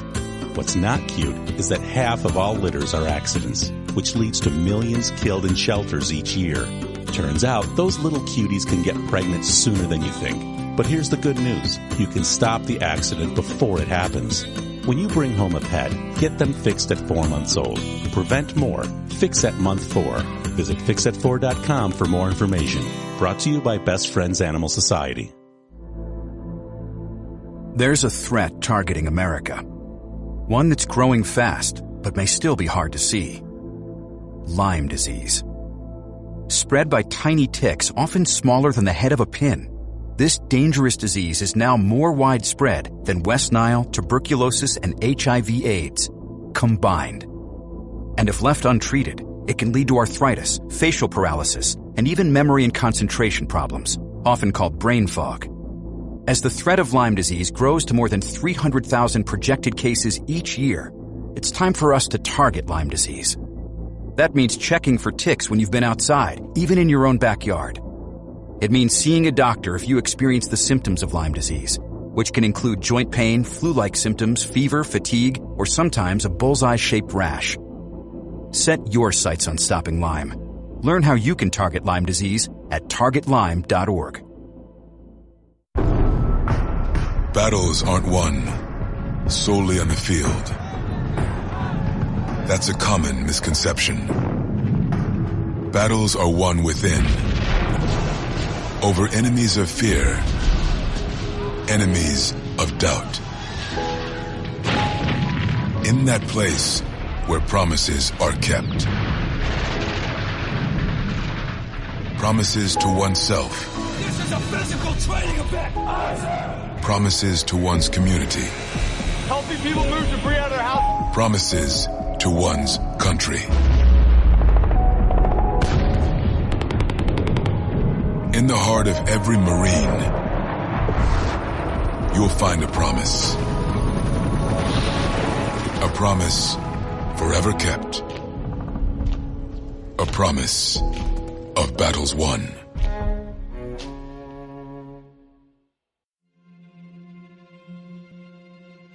We're here early before they wake up. We stay late. We stay informed. We invest in the latest technology. We take the time to train the next generation of doctors and nurses. We work together to make sure we heal their bodies and their minds. We do this not because it's our job, but because this is about our veterans' lives. This is our mission. More than 300,000 of us working as one, together with families and loved ones. No matter where they live in this country, we'll be there. We all come together and stand together to serve our veterans. We stand strong, united. Stand with us in caring for our veterans. Hi, this is Kelsey Grammer. When military service members head into battle, none are expected to face the enemy alone, but many return home and become isolated as they struggle with the visible and invisible wounds of war. It can be difficult knowing how to overcome that challenge and rekindle bonds similar to those formed in the military. Wounded Warrior Project supports these injured veterans through their recoveries by connecting them with fellow warriors and their communities. No one should fight this battle alone. Join us at woundedwarriorproject.org. Call Rod now, 666-603-835-3226.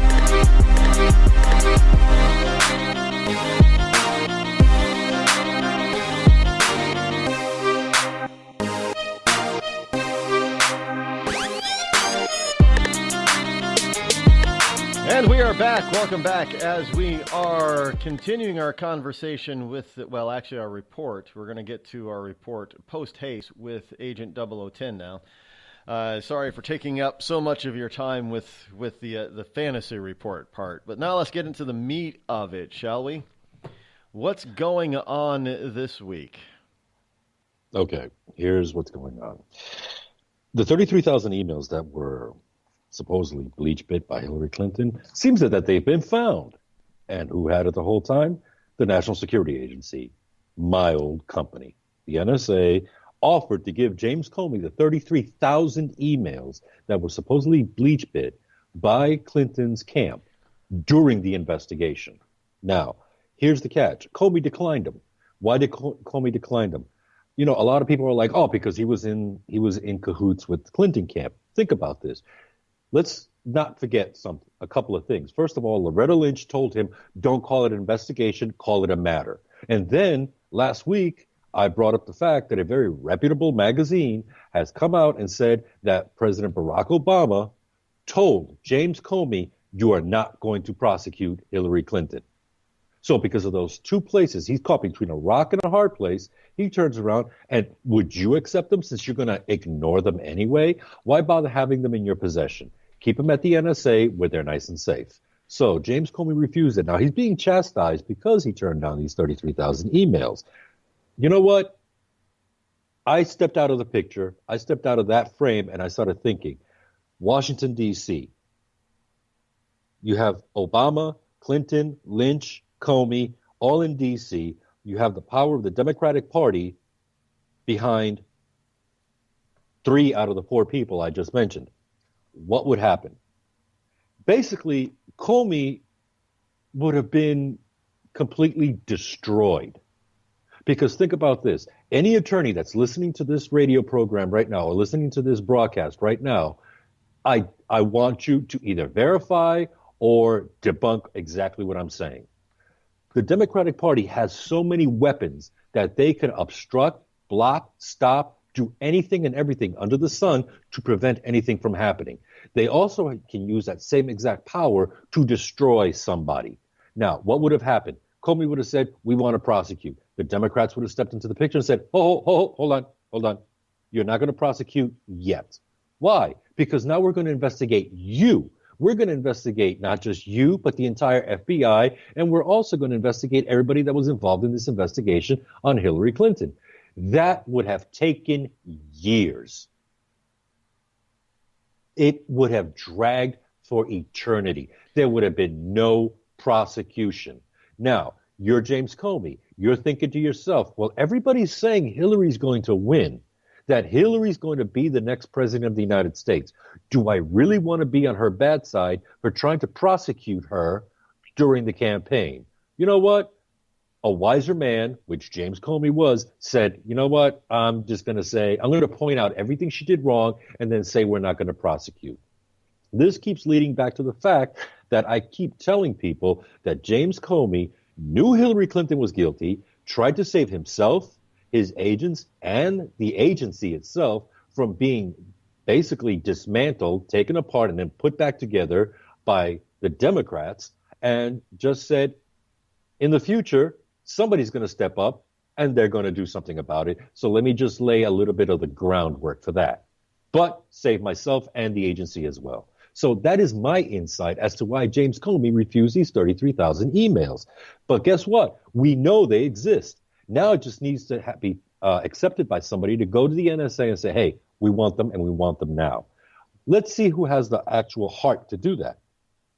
James Comey, in my honest opinion, did the wiser, more cautious thing. That's my honest opinion, because the Democrats would have torn him apart. And that is a fact. The politically expedient. Well, I never, learning about James Comey, I don't believe he was, he's not a dumb man. No, absolutely correct. He's a smart guy, but he's not a very, shall we say, strong personality. He doesn't have the intestinal fortitude, nor does let's face it, he's nowhere near the godfather of the FBI as far as personality strength is concerned, Hoover.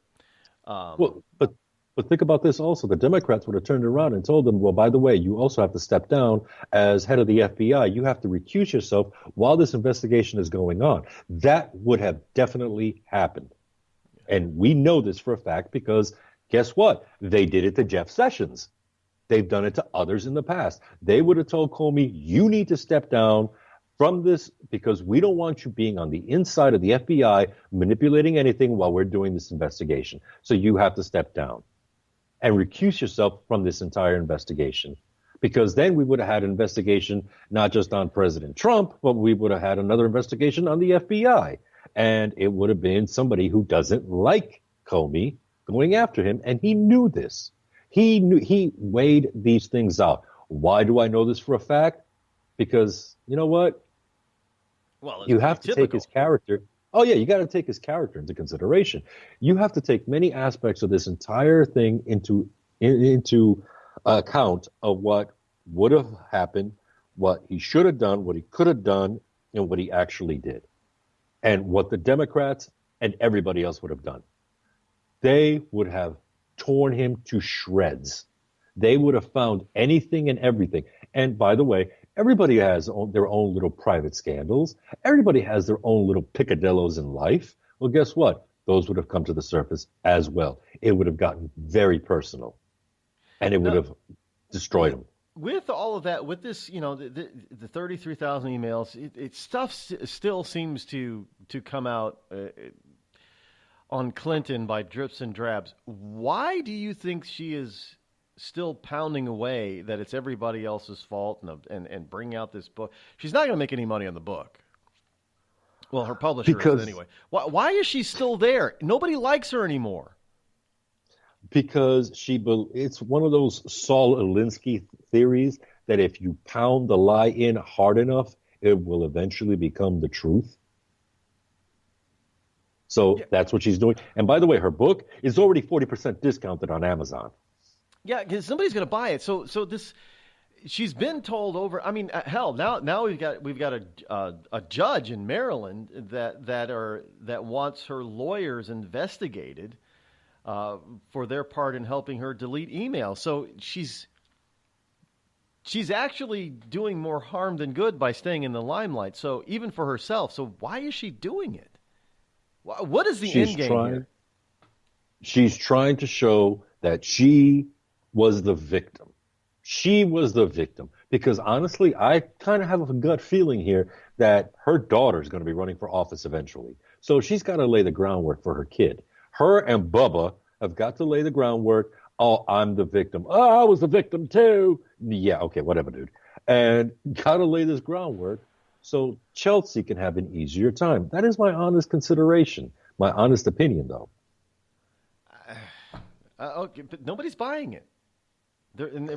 She's being told that nobody's buying it. So I'm People waited in line 12 hours for the book. Somebody's buying it. Sure, but it was only like 100 or two. I know it's more people that would wait in line for if I had a book that I was signing. I get that, but we're talking a presidential candidate who's got years and years and years of the so-called community service.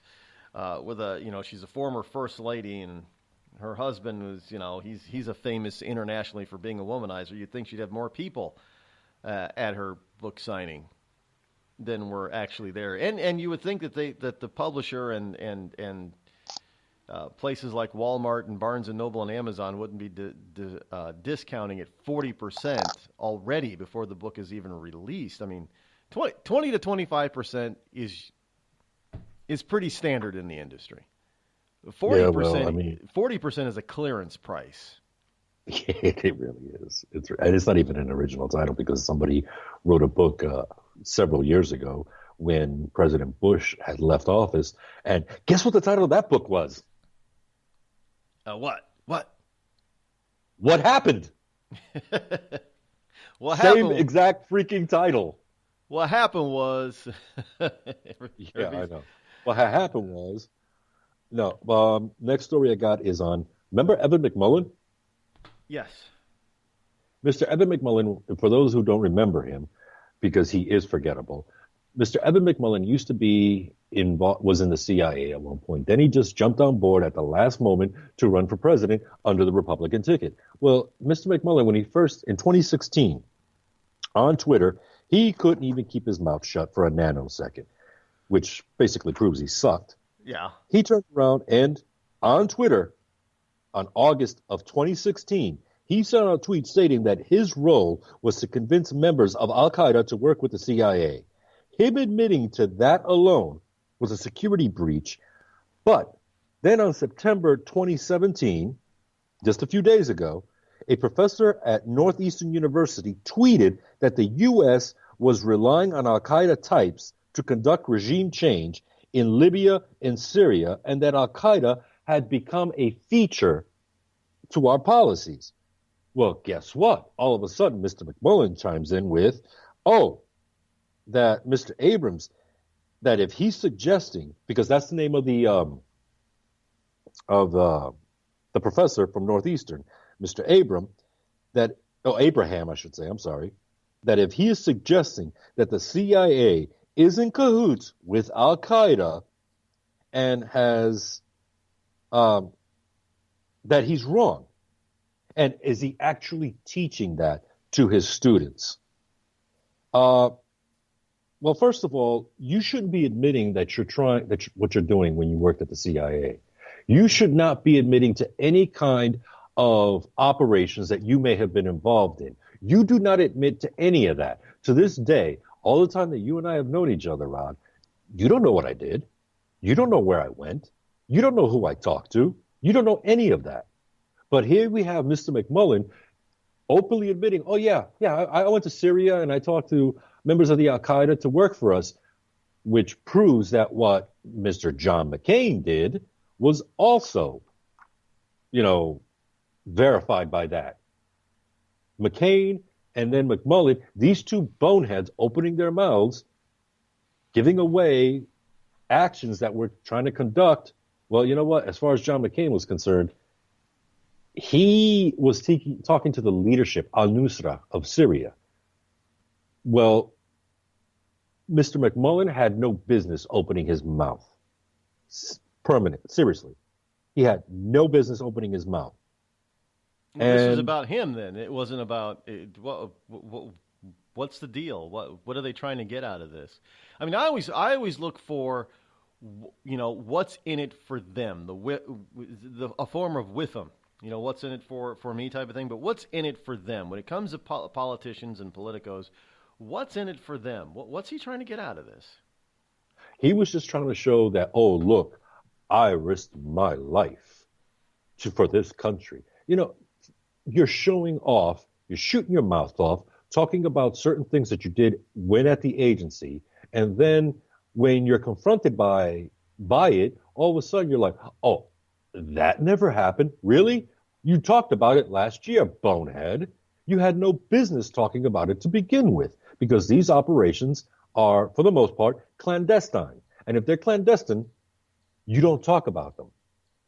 You're not supposed to actually let people know, including the Syrian government, that you went to Syria and spoke to the enemies of Syria for a hostile takeover of all places, Syria. You had no business doing that, Mr. McCain. Also, Mr. McMullen, you have no business telling the Syrian government that you went to Syria and you talked to their enemy to get information when you should have gone to the Syrian government and said, hey, can you get this information out of the ones that you've already captured?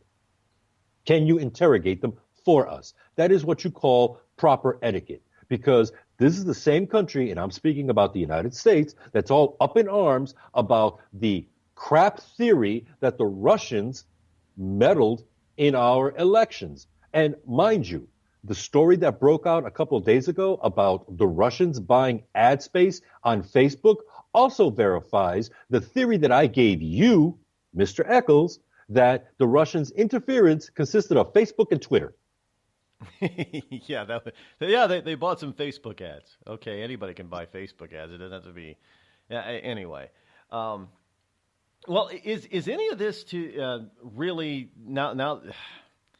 I hate to say it and put it in these terms, but let's face it. I mean, in the universe that we're now in, this is all anti-Trump stuff. So is bringing out this information, is it a way to try to undermine Trump from being successful with whatever he's trying to do, with whatever policy he's trying to put forth in the region? They're just trying to undermine him in any and every way possible. And sometimes I get the feeling that it's not even organized. It's just everybody running in different directions, screaming fire, screaming fire, and nobody heading towards the same door. Everybody's just running around in circles like a moron, screaming fire, fire, fire, fire, when there's not even a fire. Yeah. So take a look, honestly. You take a look at all the individuals that are involved in supposedly taking down the president of the United States, on undermining him. And you tell me, where is the cohesiveness? Where is any kind of actual coming together, meeting of the evil minds in order to take down the president? Like I said, they're all just running around in circles, screaming fire and getting nothing done. Now, I have an update for you. Do you remember when the president instilled the travel ban from certain countries? Yes. When he first instilled it, and one of the warnings that I gave you and your listeners was that ISIS and Al-Qaeda will get their hands on passports. Did I not? Yes. They did. And here's what happened.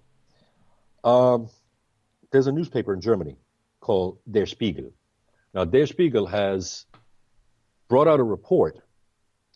In fact, they've confirmed that 11,100 blank passports are in the possession of al-Nusra, which is Al-Qaeda in Syria.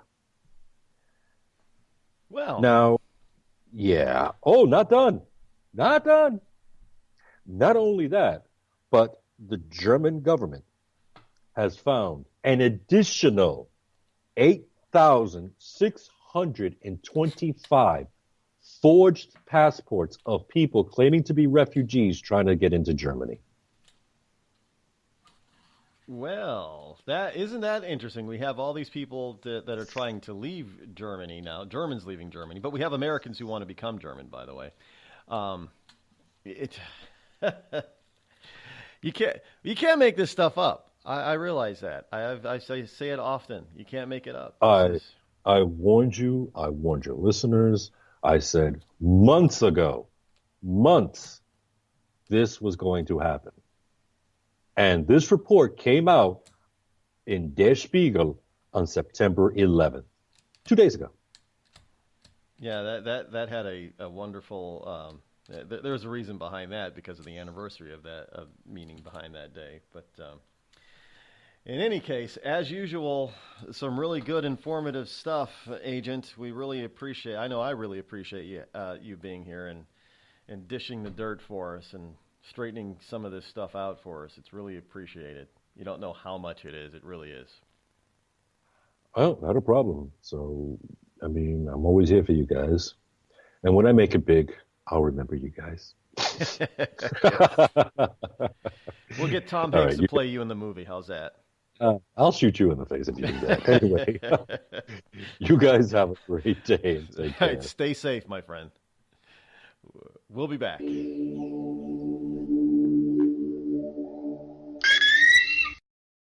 I'm not Rod Eccles, and I approve this message. A couple of weeks ago, a long-haired young person came into our bank and said, "I'll bet you're a Nazi." Well, I love America, support the Constitution, and believe in capitalism. So I told him I'm not a Nazi, and I'm not. So what happens? The punk breaks out 2 windows and pepper sprays an elderly woman in the face. You know, there's one thing about long-haired young people nowadays.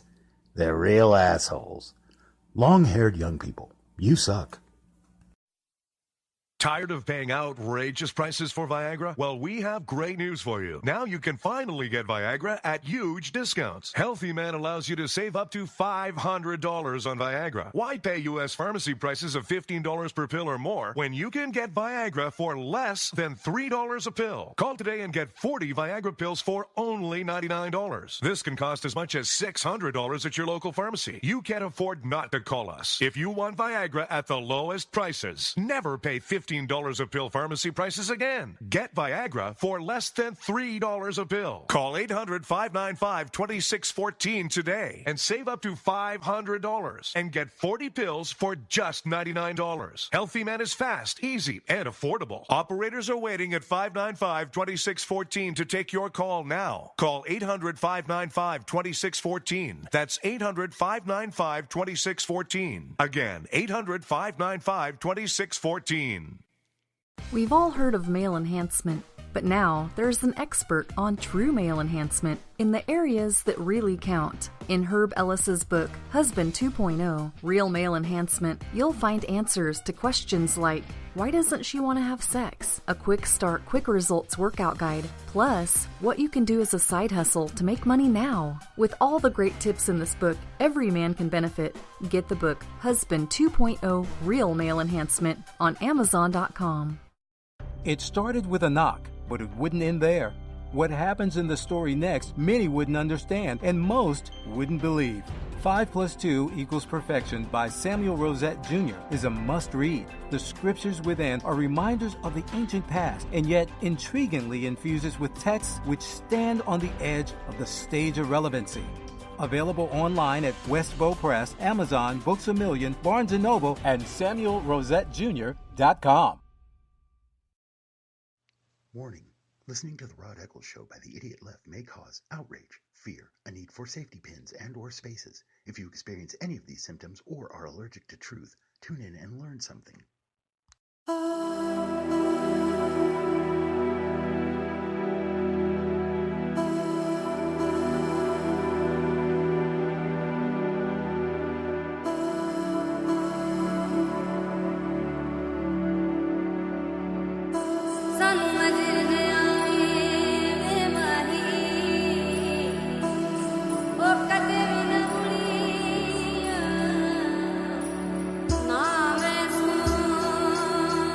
603-835-3226.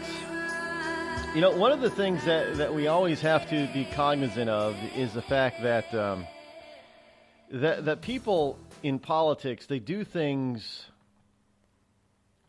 it's not haphazard. It's for a reason. There's always a reason behind it.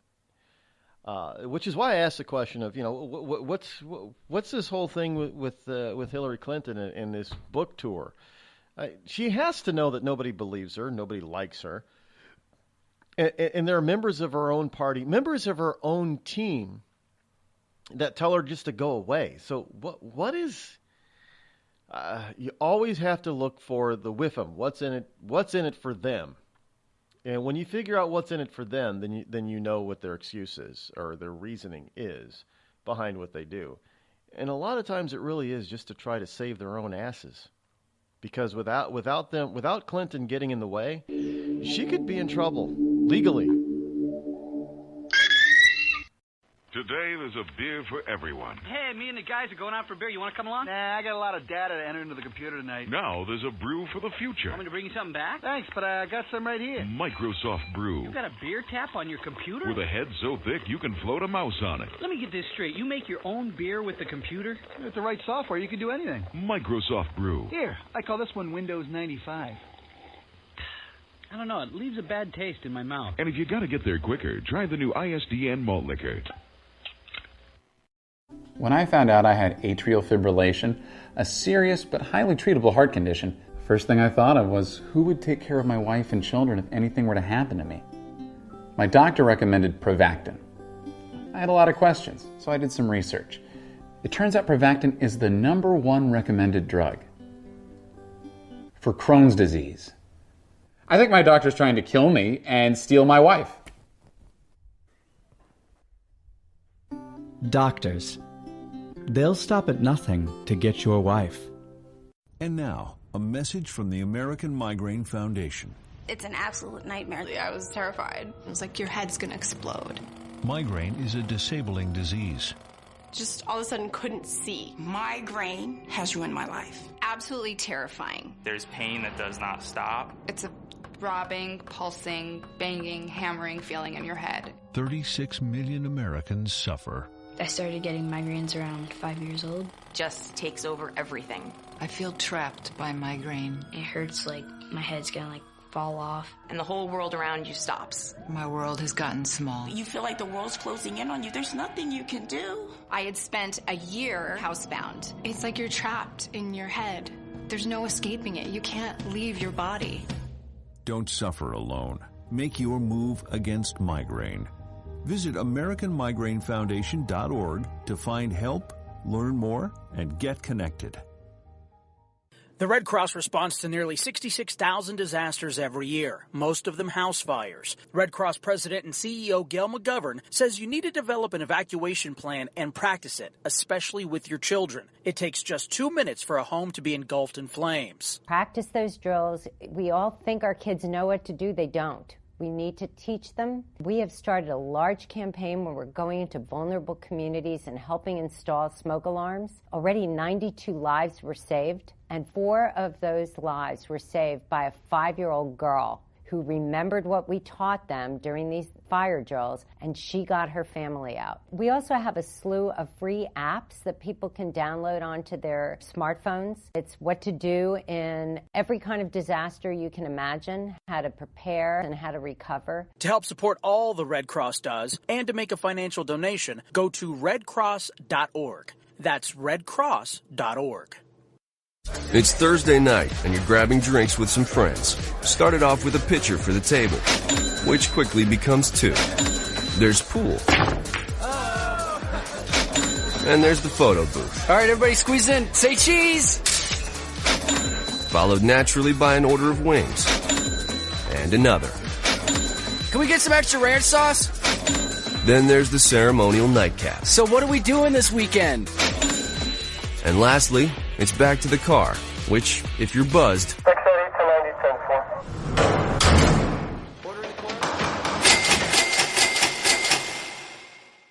could be the most expensive night of your life. Getting pulled over for buzz driving could cost you around $10,000 in fines, legal fees, and increased insurance rates. Nothing kills a buzz like getting pulled over for buzz driving, because buzz driving is drunk driving. Brought to you by the National Highway Traffic Safety Administration and the Ad Council.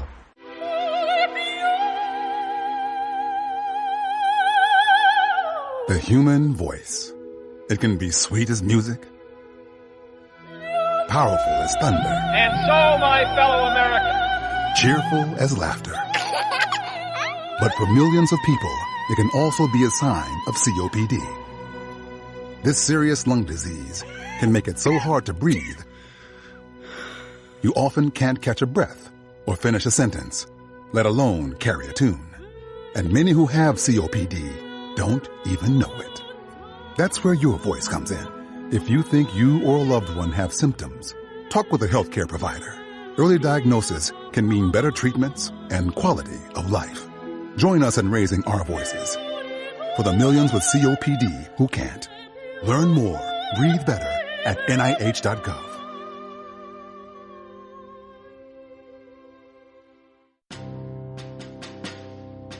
On the battlefield, there's a saying America's military men and women live by. Never leave a fallen warrior behind. Ever. Off the battlefield, Wounded Warrior Project operates with the same goal. We leave no warrior behind. Wounded Warrior Project is a non-profit organization created to help our men and women returning home with the scars of war. Whether those scars are physical or mental, we're here to make sure that they heal. And whether it's helping those with post-traumatic stress disorder live a normal life again, or giving much-needed support to injured warriors in veterans' hospitals. Because no one deserves our help more than the men and women who risk their lives to keep us safe. Wounded Warrior Project. We never leave a fallen warrior behind. Ever. Learn more about what we do at woundedwarriorproject.org. Every day, the men and women of the United States Marine Corps demonstrate their commitment to defend the American way of life. Since 1775, we have served our nation as a force in readiness. From combat operations to humanitarian assistance in every corner of the world. No matter where the mission takes us today, or wherever our country needs us tomorrow, we always remember the land we call home. As Marines, we take a stand for each other, for our nation, for us all. The few, the proud, the Marines.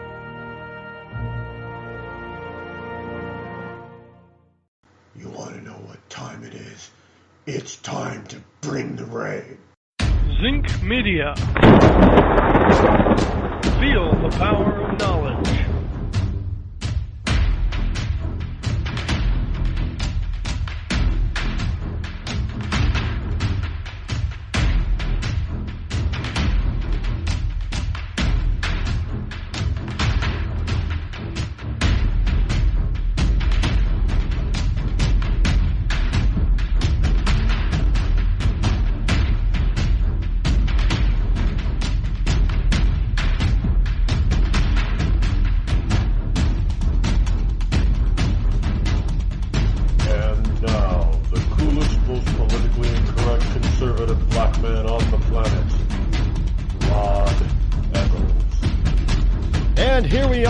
Back in hour number 3. That's right, hour number 3 coming up. Fastest 3 hours in Internet Talk Radio is right here on the Rod Eccles Show. You can participate by dialing the call-in hotline number of 603-835-3226. Or you can be just like all the liberty lovers and ecclesiastites all across the globe and just tune in and listen to what I am throwing down. Or is it laying down? Yeah, what I'm dishing out. You smell the food that I'm cooking for you here?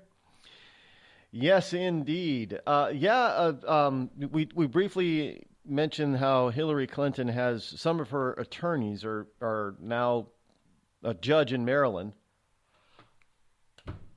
of all places, is suggesting rather strongly, just shy of an order, I guess, a court order, of having some of her attorneys investigated by the Bar Association for deleting emails that were supposedly supposed to have been turned over to, or to be turned over to, the authority when they asked for them. Instead, they helped her delete them and get rid of them and lose them and such. Hey, isn't that what the lawyers do? Lawyers break the law all the time, right? Isn't that what we see? I don't know. We see that on TV a lot, lawyers breaking the law. Yeah, they're doing it for a good reason, though. They're breaking the law in order to uphold the law. This is why I say all this stuff that you see on TV and on in movies are just fantasy. They would never happen in real life. You would think that they would never happen in real life. Well, take, for instance, superheroes. I mean, if you actually really think about it, a lot of the superheroes are nothing more than criminals themselves. Well, they're vigilantes. Well, they're not even vigilantes. They're just plain criminals. Batman has got to be the biggest criminal on the planet, to tell you the truth. Look, we always say, well, you know, he's trying to do good. He's trying to protect people. He's trying to save the public. Yeah, but look how he does it. He does it by blowing up stuff and beating people up, and I'm not saying that it's a bad thing because he's going after the bad guy, but look at all the innocent people and all the innocent people's property that gets destroyed by Batman in the name of justice. Look, do we not take police officers to task when they go through high-speed chases and innocent people, bystanders, get hurt or killed? Well, we do. In fact, we've asked that question so much of late that whole police departments across the country have now eliminated the high-speed chase. If they can't apprehend somebody, they back off. Well, by the way, radios are faster than cars. And they use all kinds of alternative methods to try to stop a chase instead of high-speed chasing. Why? Because is it really? I mean, you and I, as an innocent bystander, we're a citizen. Should we accept that simply because somebody broke the law, that we should accept that those who are enforcing the law or trying to uphold and enforce the law should be able to hurt us or even kill us in the name of the law? We're innocent. We don't do anything. And so you have a lot of police departments across the country, and more are added to the list every year, that are either dialing back or eliminating the high-speed chase. They're not engaging in it. So, I mean, now the high-speed chase is only becoming relevant in movies. Again, do you really think that a police officer should or would do what we see in TV and movies as far as high-speed chases are concerned? We would bring them up on charges, would we not? But hey, it's in the movie, so it's okay. I guess, it's in TV, so if we had real-life superheroes that had the powers, as I mentioned before, the ability to be Batman is very close to reality. Because he's not superhuman, he's just an ordinary human that's been well-trained and it's got all these kind of gadgets, and a lot of the gadgets are actually available today. Sure, well, maybe not his suit, but some form of his suit is actually available. You can buy, they have, now we have things that are called bulletproof clothing. They make suits out of this material. Now will it stop a high caliber round? No, but does it lessen the impact of certain high caliber weapons, and does it help protect an individual along with other garments that they may wear underneath the suit? Yeah, we have that stuff. Kevlar clothing and stuff, and people are making stuff like that. So there is some form of the bat suit that is available, or could be available and made. So there are a lot of different. We're getting self-driving cars now. So the Batmobile is look, you can make yourself an armored car. But would you be able to drive it on the street without it being registered? That might be a little difficult. I know in my neck of the woods, if you have a expired registration or a non-registered car, they'll pull you over as soon as they see you. So, would Batman be able to get away with not having an unregistered car on the roadway? That alone is pretty illegal by today's legal standards. But anyway, yeah, it is what it is, I guess. Who knows? Maybe in the near future, because of technology and stuff, we'll be getting real superheroes, vigilantes on our streets. Will we embrace them? Will the public embrace them? I highly doubt it. Speaking of not being embraced, College Park, Maryland. Speaking of Maryland, a Maryland judge is basically ordering the Maryland Bar Association to investigate Hillary lawyers for breaking the law, but potentially breaking the law for erasing emails and such. But College Park, Maryland, is going to allow lawbreakers to vote. Yes, according to Fox News, Fox 5, College Park, Maryland, is going to allow non-U.S. citizens the right to vote in local elections. The College Park City Council voted in favor of a measure that would allow city residents who are not U.S. citizens to vote in local elections. Now, College Park joins 6 other towns in allowing legal permanent residents and undocumented immigrants to vote in municipal elections. Well, what is the advantage of being a citizen then? They've eliminated the advantage. And if you're undocumented, that means you're illegal. Look. Here's how you get around not letting undocumented workers or immigrants from voting. We've got to turn being an undocumented worker, as they like to say, an illegal immigrant, into a Class A or B felony. That means you don't get, felons in most places don't get to vote anymore. They forfeit their right to vote. And if you are a felon, then one, it means that you don't get to become a citizen ever. Or two, even if we do allow it for some reason, you're still a felon, so you don't get the right to vote. We need to do that. And we need to take these cities into, we need to make it a law. If we have to make it a constitutional amendment, make it a constitutional amendment that only citizens get the right to vote. Legal citizens only. Folks, we got to do this kind of thing. We've got to start enshrining this in constitutional law, or we're going to have a bunch of liberal Democrats who are going to undermine the very fabric of this country by imposing local laws. We got to start. This goes with sanctuary cities too. We've got it. If we have to take it to a convention of states, and if we have to do a constitutional amendment, then we need to do that kind of thing. We can't have a small, and this is a small minority, folks. We can't have a small minority of idiotic, stupid people undermining the whole of this country.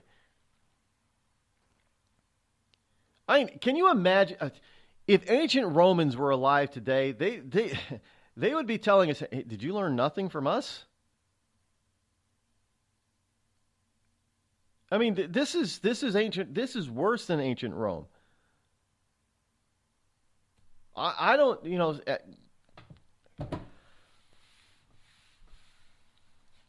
if one were to study ancient Rome, I don't think that you would find that ancient Romans were so eager to destroy their own nation, as it were, by allowing illegal immigrants to have a full voice that only citizens used to have. They wouldn't have allowed that, and they didn't. Sure, they did other things that destroyed them from within, but that isn't, they didn't usher in their own destruction by doing something like that. This is what we're doing. We're ushering in this country's own destruction. And it's simply because you have a small minority that for whatever reason, and there are multiple reasons, that believe the United States is evil as it was founded and as we currently live it. And that we need to be taken down a peg or two or 10.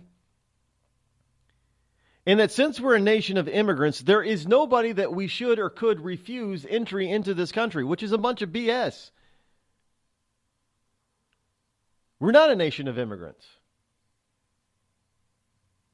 When is it that you stop being an immigrant? When, I don't know, evidently all the American citizens that were born here are still immigrants. You're not an immigrant. When do you stop being an immigrant?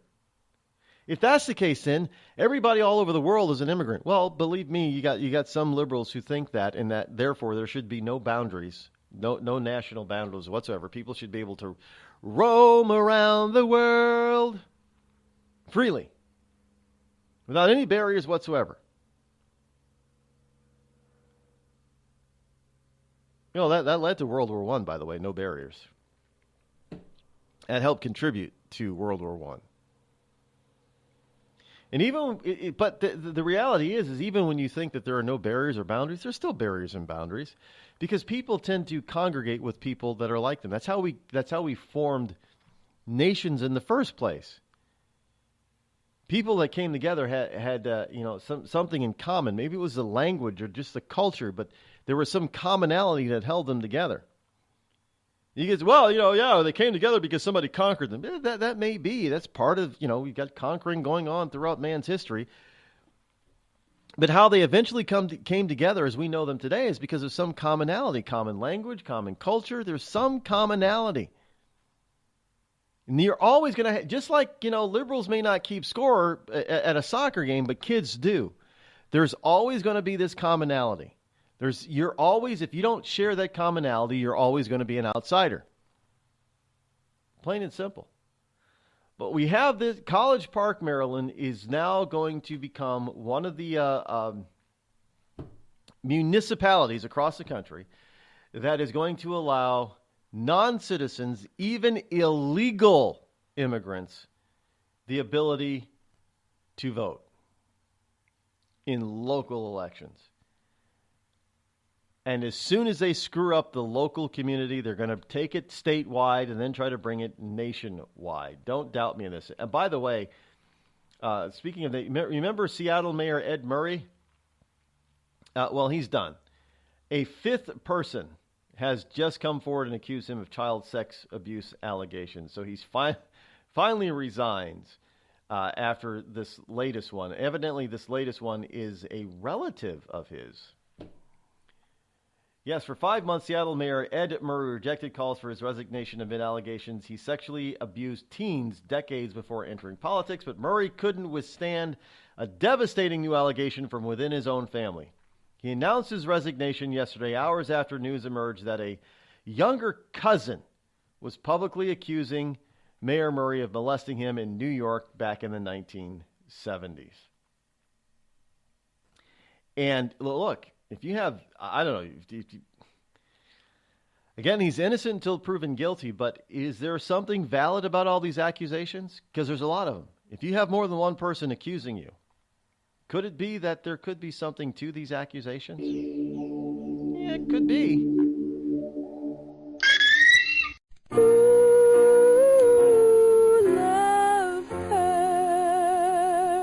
Yes, love hurts. It can hurt emotionally, but more important, it can also hurt you physically. It can hurt you in a way which nobody who owns a hot tub and lives in California can afford to be unaware of. Yes, I'm talking about California hot tub rectal gonorrhea. This painful, incurable disease can make an enjoyable soak in a hot tub with family, friends, and dog into a literally unforgettable experience. If you catch California hot tub rectal gonorrhea, not only will you walk around feeling like you're about to pass a twisted sardine can lid, you'll also smell like a pile of burning tractor tires. So don't jump out of the frying pan and into the hot tub, because if you get California hot tub rectal gonorrhea, it'll really burn your ass. This has been a public service message brought to you by the Citizens Against CHTRG Foundation. California hot tub rectal gonorrhea. We're not going to take it sitting down. Tired of paying outrageous prices for Viagra? Well, we have great news for you. Now you can finally get Viagra at huge discounts. Healthy Man allows you to save up to $500 on Viagra. Why pay U.S. pharmacy prices of $15 per pill or more when you can get Viagra for less than $3 a pill? Call today and get 40 Viagra pills for only $99. This can cost as much as $600 at your local pharmacy. You can't afford not to call us. If you want Viagra at the lowest prices, never pay $15 a pill pharmacy prices again. Get Viagra for less than $3 a pill. Call 800-595-2614 today and save up to $500 and get 40 pills for just $99. Healthy Man is fast, easy, and affordable. Operators are waiting at 595-2614 to take your call now. Call 800-595-2614. That's 800-595-2614. Again, 800-595-2614. It started with a knock, but it wouldn't end there. What happens in the story next, many wouldn't understand, and most wouldn't believe. 5 + 2 = Perfection by Samuel Rosette Jr. is a must-read. The scriptures within are reminders of the ancient past, and yet intriguingly infuses with texts which stand on the edge of the stage of relevancy. Available online at Westbow Press, Amazon, Books A Million, Barnes & Noble, and SamuelRosetteJr.com.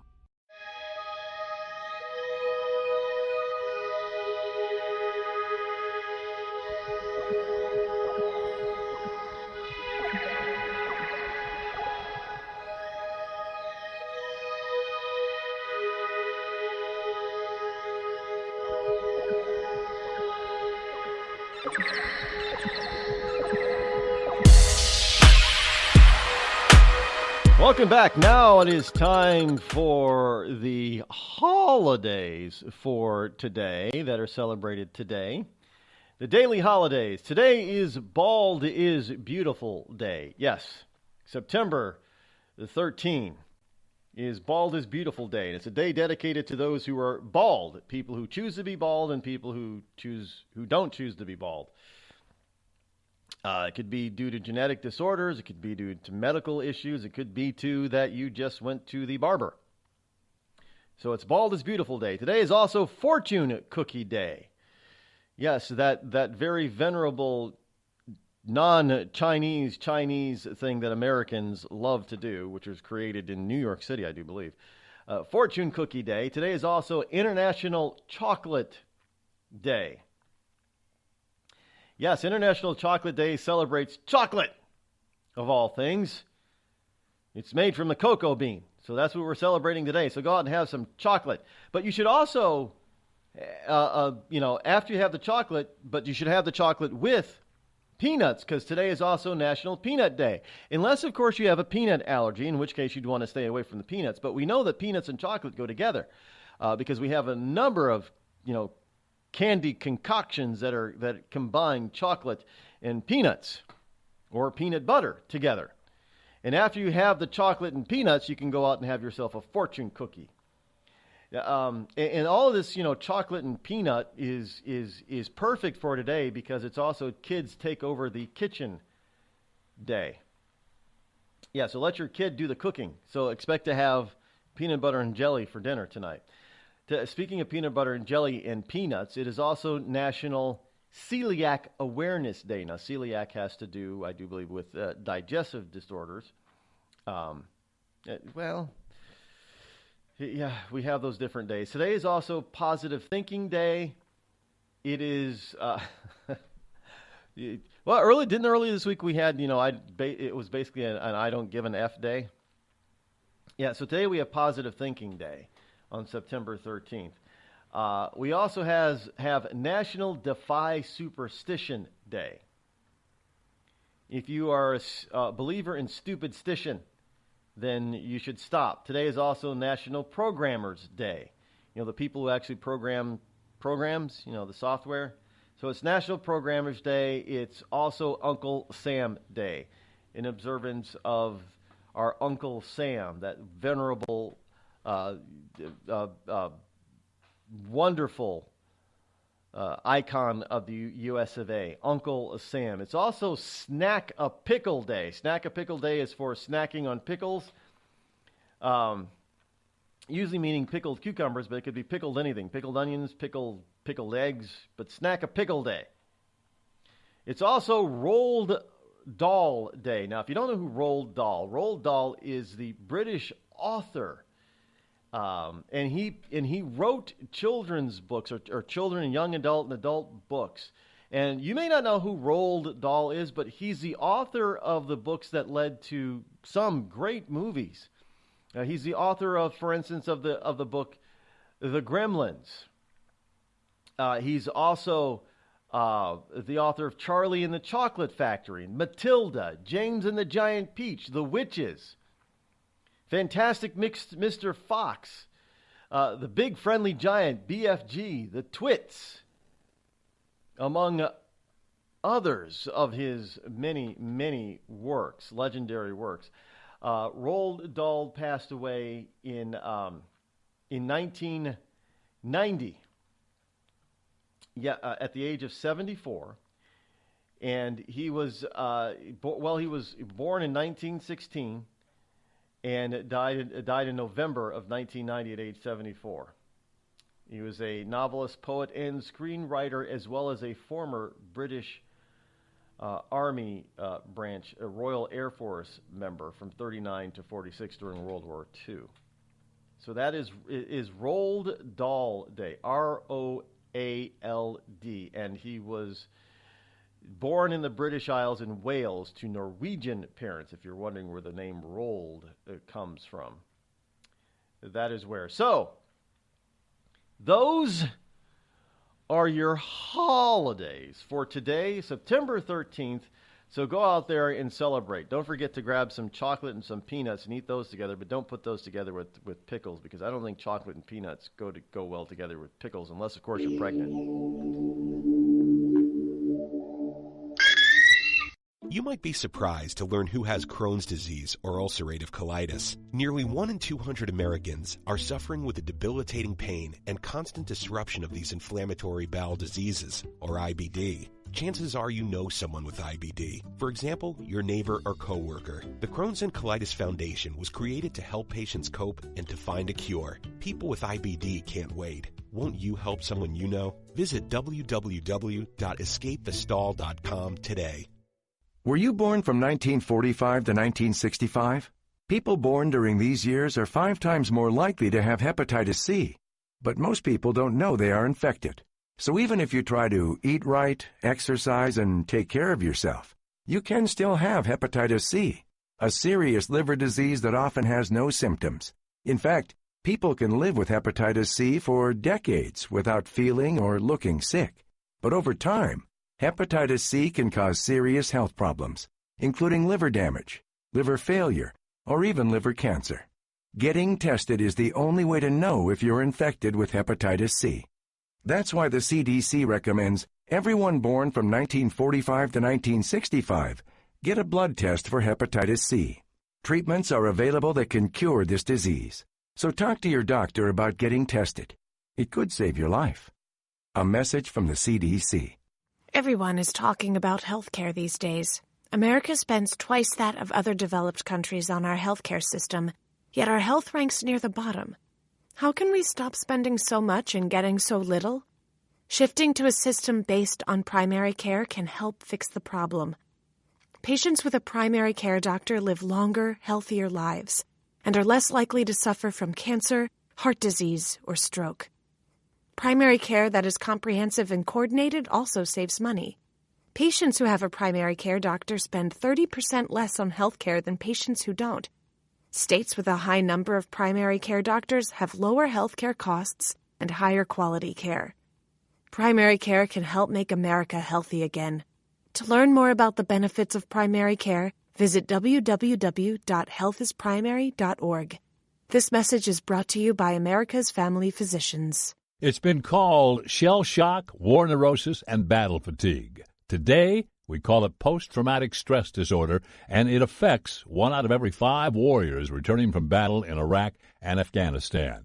The Wounded Warrior Project offers comfort and support for warriors with PTSD and all other scars of war, whether those scars are visible or hidden. Find out how to help, because for warriors, the greatest casualty is being forgotten. Please visit woundedwarriorproject.org. The Amazon's rainforest is being cut down so fast that by 2030, 55% of it could be completely wiped out. The Earth's forests can't speak up when they need help, but we can. Be the voice for those who have no voice. Visit worldwildlife.org. There's a threat targeting America. One that's growing fast, but may still be hard to see. Lyme disease. Spread by tiny ticks, often smaller than the head of a pin. This dangerous disease is now more widespread than West Nile, tuberculosis, and HIV/AIDS combined. And if left untreated, it can lead to arthritis, facial paralysis, and even memory and concentration problems, often called brain fog. As the threat of Lyme disease grows to more than 300,000 projected cases each year, it's time for us to target Lyme disease. That means checking for ticks when you've been outside, even in your own backyard. It means seeing a doctor if you experience the symptoms of Lyme disease, which can include joint pain, flu-like symptoms, fever, fatigue, or sometimes a bullseye-shaped rash. Set your sights on stopping Lyme. Learn how you can target Lyme disease at targetlyme.org. Dad, we need to talk. Can we just enjoy the drive? If you're not going to listen to me, who will we listen to? Jeffrey. Ah!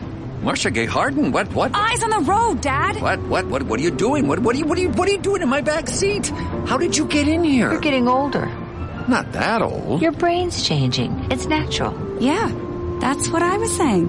Honey, I've got experience with this. Jeffrey, brain health is all about making the most of your brain as you age and helping to reduce some of the risks to your brain. Really? Now that's interesting. So, you'll talk to her about this, but not me. Marcia Gay Harden? Where did she go? Learn what you can do to help keep your brain healthy at brainhealth.gov. She didn't say goodbye. I mean, I would have. Visit brainhealth.gov. Bring the rain.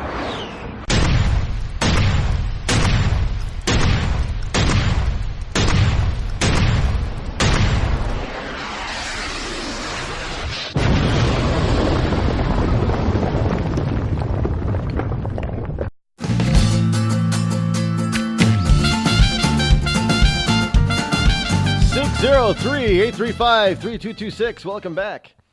To go along with this, with the mayor of Seattle, now everybody knows that the mayor of Seattle is an openly gay man. Yeah, and he's being accused of gay stuff.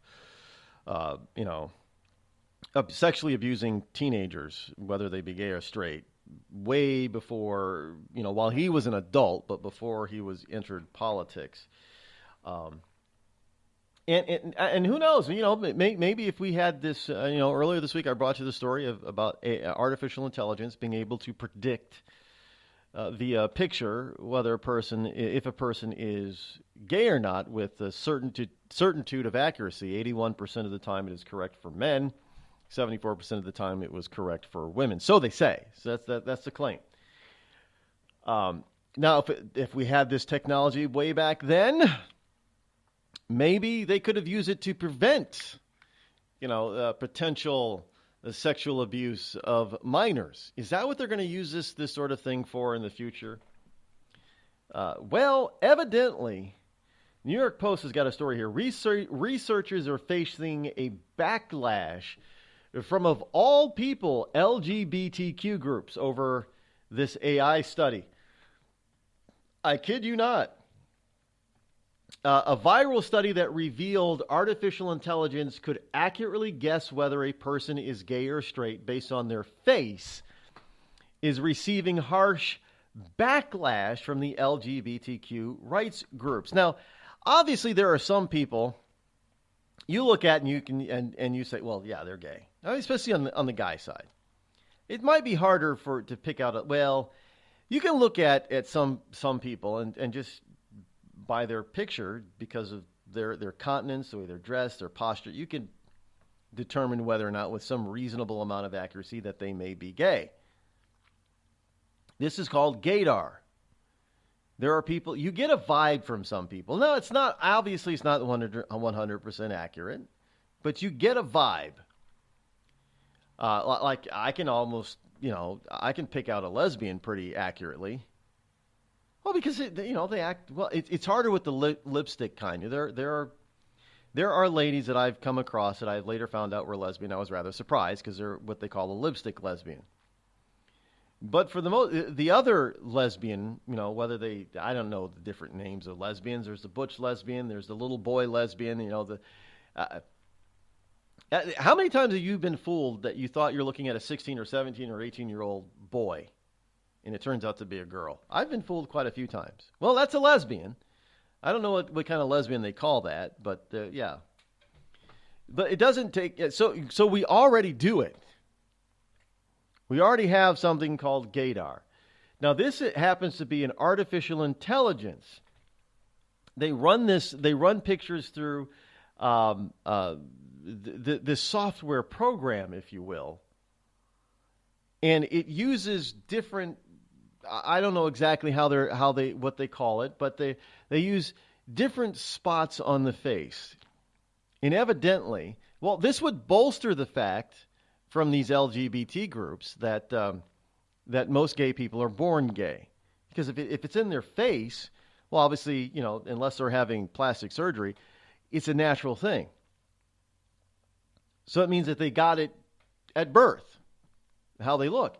But what they're worried about here, advocates call the research junk science, claiming that not only could the technology out people, now not that it's really junk science, but here's the reason why that they're shaming this, because it could out people who do not want to be outed, and it could put some of their lives at risk, especially in brutal regimes that view homosexuality as a punishable offense. Well, this is the first time I've heard of them really standing up and talking about potential brutal regimes You don't hear them talking about this a lot now, honestly.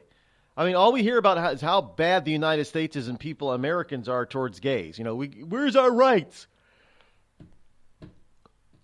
Now all of a sudden somebody comes up with something that a foreign government, like in the Middle East, could use against them. In other words, they couldn't hide anymore. Well, I didn't think gay people liked to hide. I thought they all wanted to be out anyway. At a time where minority groups are being targeted, these reckless findings could serve as a weapon to harm both heterosexuals who are inaccurately outed, as well as gay and lesbian people who are in situations where coming out is dangerous. Well, I mentioned this too. I mean, it's only accurate for guys, evidently 81% of the time. Well, what about that? 80% of the time? That's not very accurate in my book. What about the 20% of the time where guys will be misdiagnosed? The 20% of the time where a straight guy will be said is gay, or a gay guy will be said is straight when he needs to be gay. I'm just saying. And it's even worse for women. More than 25% of the time, they're going to be wrong. So what if this technology does get used mainstream and get put in is put in the wrong hands? You got, facial recognition software is already prevalent all over the place, all over the world. So they start putting this stuff in let's say train stations or airports. In, like, say, I don't know, Dubai or Tehran or Baghdad, or some other Middle Eastern place or country or even in China, where, being gay is construed slightly illegal. And you really are a straight guy. I mean, a few months ago, we had a story about an Iraqi guy. He was a male model. Iraqi male model. And he was straight, had a girlfriend. And he was murdered because he looked gay. He acted he was a model. But he was murdered because he was too effeminate. He looked or acted too gay, dressed too gay because he was a male model. So in other words, he was too pretty.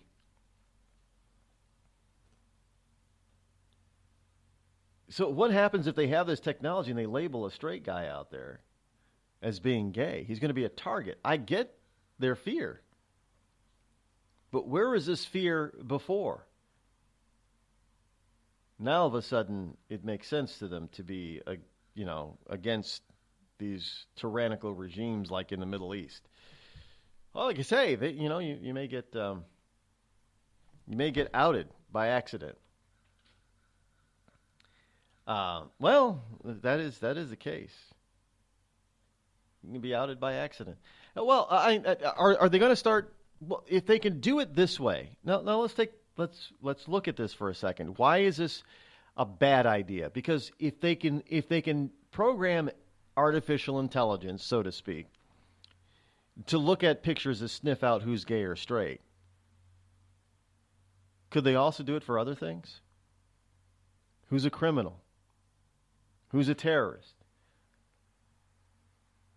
But with being wrong 20 to 25% of the time, is it accurate enough to be put into use? No. Far too many people would be falsely accused then, would they not? Well, Rod, it's worth it keeping it safe. No, it's not worth it. Accusing innocent people who have done nothing, who have no ties to anything that they're being accused of, but being caught up in the system, it's not worth it. Would you say it's worth it if you were the person being accused of something that you have no clue about or are far removed from? Some artificial intelligence program has just spotted you at the train station, Grand Central Station, and has alerted the authorities that you're a terrorist. The cops swoop down on you, pin you to the floor, bang you and bruise you up, handcuff you, take you off to jail, treat you like a full-fledged criminal. You still have no idea what the hell's going on. You're not a terrorist. You don't even belong to any terrorist-leaning or proposed groups. In fact, you might be an anti-terrorist, but now you're being accused of being a terrorist, so you got to prove that you're not a terrorist. Would you think it's worth it to keep Grand Central Station in New York City safe and have you beat up and potentially thrown in jail for the rest of your life? Is it worth it? No, it's not worth it to you. So, Ken, this is what some of these people are talking about, utilizing some of this stuff for. Which is why we got to continue having conversations about technology. Should we use technology in this way? I mean, just because we can doesn't mean that we should. And just because we can doesn't mean it's accurate enough to be used. Now, if it had 99% accuracy, and we had other safeguards in place, and I would say, okay, I might be able to use this stuff. But with a near 20 to 25% failure rate, I don't think that's accurate enough. But there are going to be people that believe that it is, and they're going to use it for other things other than to identify whether or not people are gay or straight. So in the respect that LGBTQ community or groups are having an issue with this, it's more than just whether or not these people are outing people that don't want to be outed. Really, they put their finger. They don't even know how right they are about the dangers of some sort of anti-gay or oppressive regime getting hold of this type of technology. Again, just because we can do something doesn't mean that we should. That also goes for, well, the funny, there's a picture here I'm looking at the University of Virginia. It's a Black Lives Matter protest, but there's hardly a black person in the audience, as it were.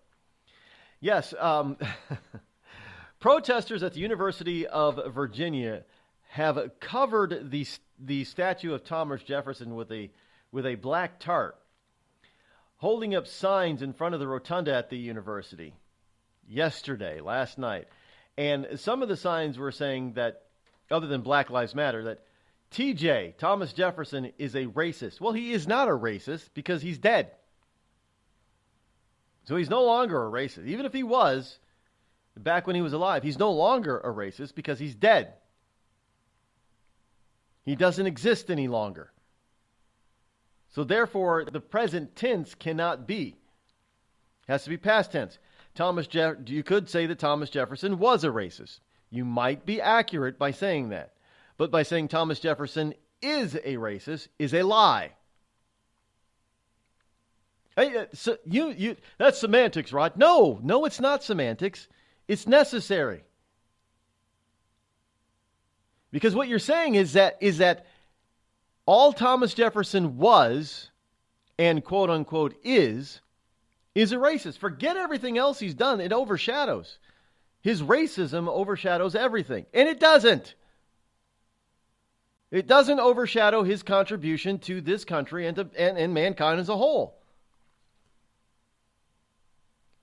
And remember, just because you owned slaves didn't mean you were a racist.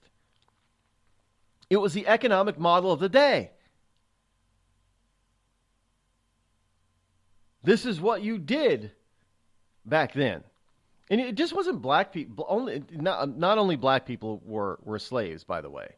Can we get rid of that notion? Sure, during that particular point in time, the majority of slaves in the Western world were Africans. Got it. But not all of them were African. But we seem to forget that. And in other parts of the world, at different times in history, other ethnic groups were slaves. But Thomas Jefferson is now the founding father that is being attacked. So you're going to start seeing calls for us to remove statues of Thomas Jefferson with our third president. Yeah, he's a racist.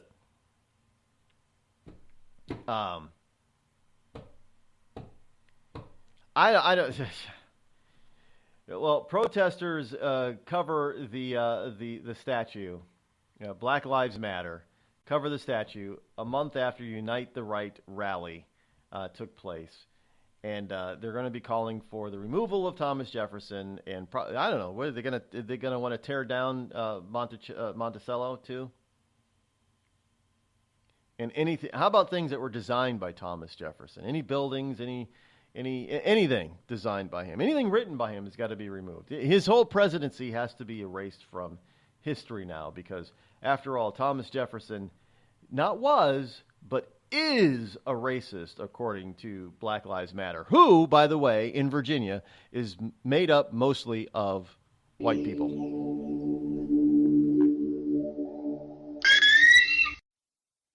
Tired of paying outrageous prices for Viagra? Well, we have great news for you. Now you can finally get Viagra at huge discounts. Healthy Man allows you to save up to $500 on Viagra. Why pay U.S. pharmacy prices of $15 per pill or more when you can get Viagra for less than $3 a pill? Call today and get 40 Viagra pills for only $99. This can cost as much as $600 at your local pharmacy. You can't afford not to call us. If you want Viagra at the lowest prices, never pay $15 a pill pharmacy prices again. Get Viagra for less than $3 a pill. Call 800-595-2614 today and save up to $500 and get 40 pills for just $99. Healthy Man is fast, easy, and affordable. Operators are waiting at 595-2614 to take your call now. Call 800-595-2614. That's 800-595-2614. Again, 800-595-2614. We've all heard of male enhancement, but now there's an expert on true male enhancement in the areas that really count. In Herb Ellis's book, Husband 2.0, Real Male Enhancement, you'll find answers to questions like, why doesn't she want to have sex? A quick start, quick results workout guide, plus what you can do as a side hustle to make money now. With all the great tips in this book, every man can benefit. Get the book, Husband 2.0, Real Male Enhancement, on Amazon.com. It started with a knock, but it wouldn't end there. What happens in the story next, many wouldn't understand, and most wouldn't believe. 5 + 2 = Perfection by Samuel Rosette Jr. is a must-read. The scriptures within are reminders of the ancient past, and yet intriguingly infuses with texts which stand on the edge of the stage of relevancy.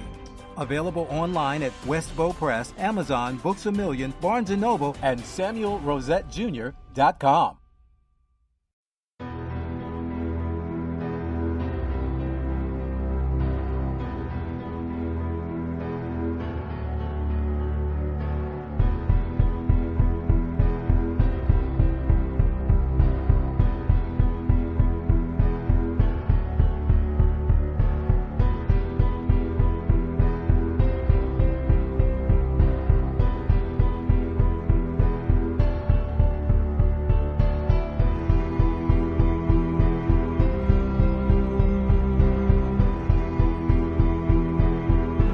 You won't believe what Planned Parenthood is up to nowadays.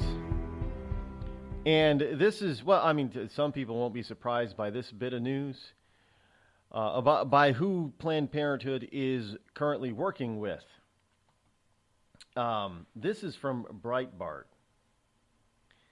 In Missouri, the show me state, Missouri has reportedly doubled its abortion capacity this year alone, thanks to the Satanic Temple and Planned Parenthood, who have worked in tandem to fight the state's restrictions on abortion. So you have Planned Parenthood, who obviously wants abortion to remain fully unobstructedly legal, as well as the Satanic Church, the Satanic Temple, Satanist worshipers who want to kill babies at the altar of abortion. Well, some of the most clearly defined regulations on abortion in the nation, Missouri had managed to lower the number of abortion facilities to a single clinic. But a second Missouri clinic opened its doors recently, and 2 others plan on following soon. mainly because Planned Parenthood has battled against state regulations requiring abortion clinics to meet the same surgical center standards as full hospitals and for their doctors to have hospital privileges. So in other words, they have the same sort of standards of cleanliness as your hospital in order to prevent, infections and diseases. In other words, in order to keep patients alive. Abortion clinics don't want to have to do that. It's too much to have to be on the same standard as a. They claim that they're doing this for health reasons, right? So we have regulations on health facilities on their cleanliness. Why? Because it prevents disease and infection. And you have the Satanic Temple, the Satanic Church, as well as Planned Parenthood fighting these types of regulations because they just don't want to take the time to do it because it's going to eliminate them. Oh, and having doctors who are performing abortions being able to, if something goes wrong, to be able to get their patient to the hospital quickly. Oh, we don't need that.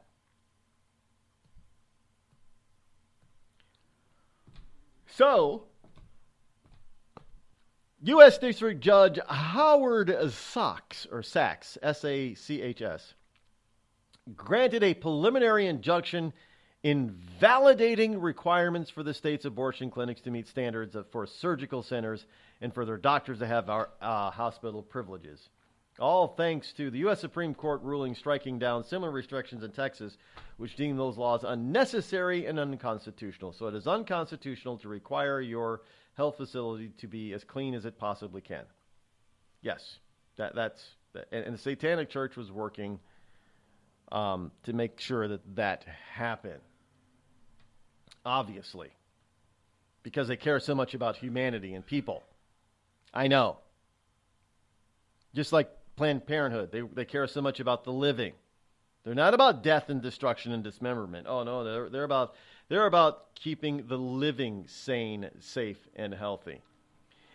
And finally today, NSA is quietly awarded a classified $2.4 billion tech contract with more to come. Yes, the National Security Agency has awarded tech firm CSRA the first three portions of its classified groundbreaker contract, which would potentially be worth as much as $2.4 billion over the next decade if all options are exercised.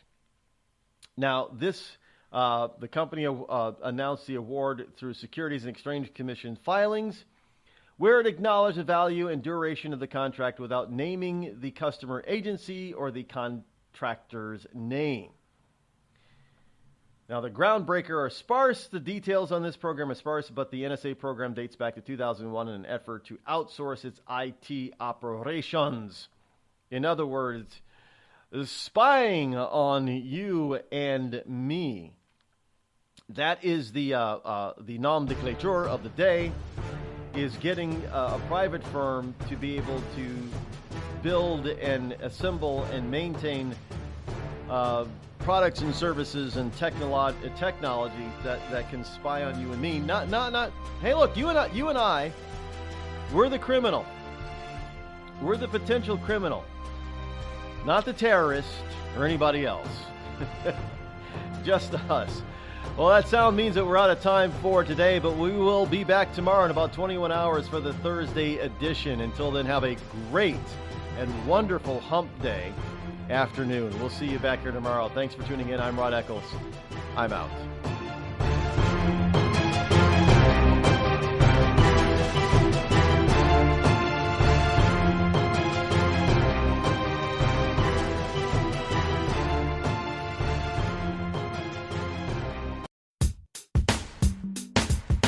Damn, it feels good to be Clinton. Damn, it feels good to be a Clinton. A shameless politician always plays her cards right. Got a crew for the fight on the airwaves. Lapdogs in the press keep their mouths tight. Cause a Clinton never needs to explain why it is what they done or with who. A real Clinton knows that they're entitled, and you don't get to know what they do. What difference does it make? For Clinton, what's loaded in some fat Apple file? A Clinton plays the victim for promotion. A Clinton kills it off with a smile. Damn, it feels good to be a Clinton. A server full of secrets ain't no thing. Damn, it feels good to be a Clinton. Nothing ever hits with the sting.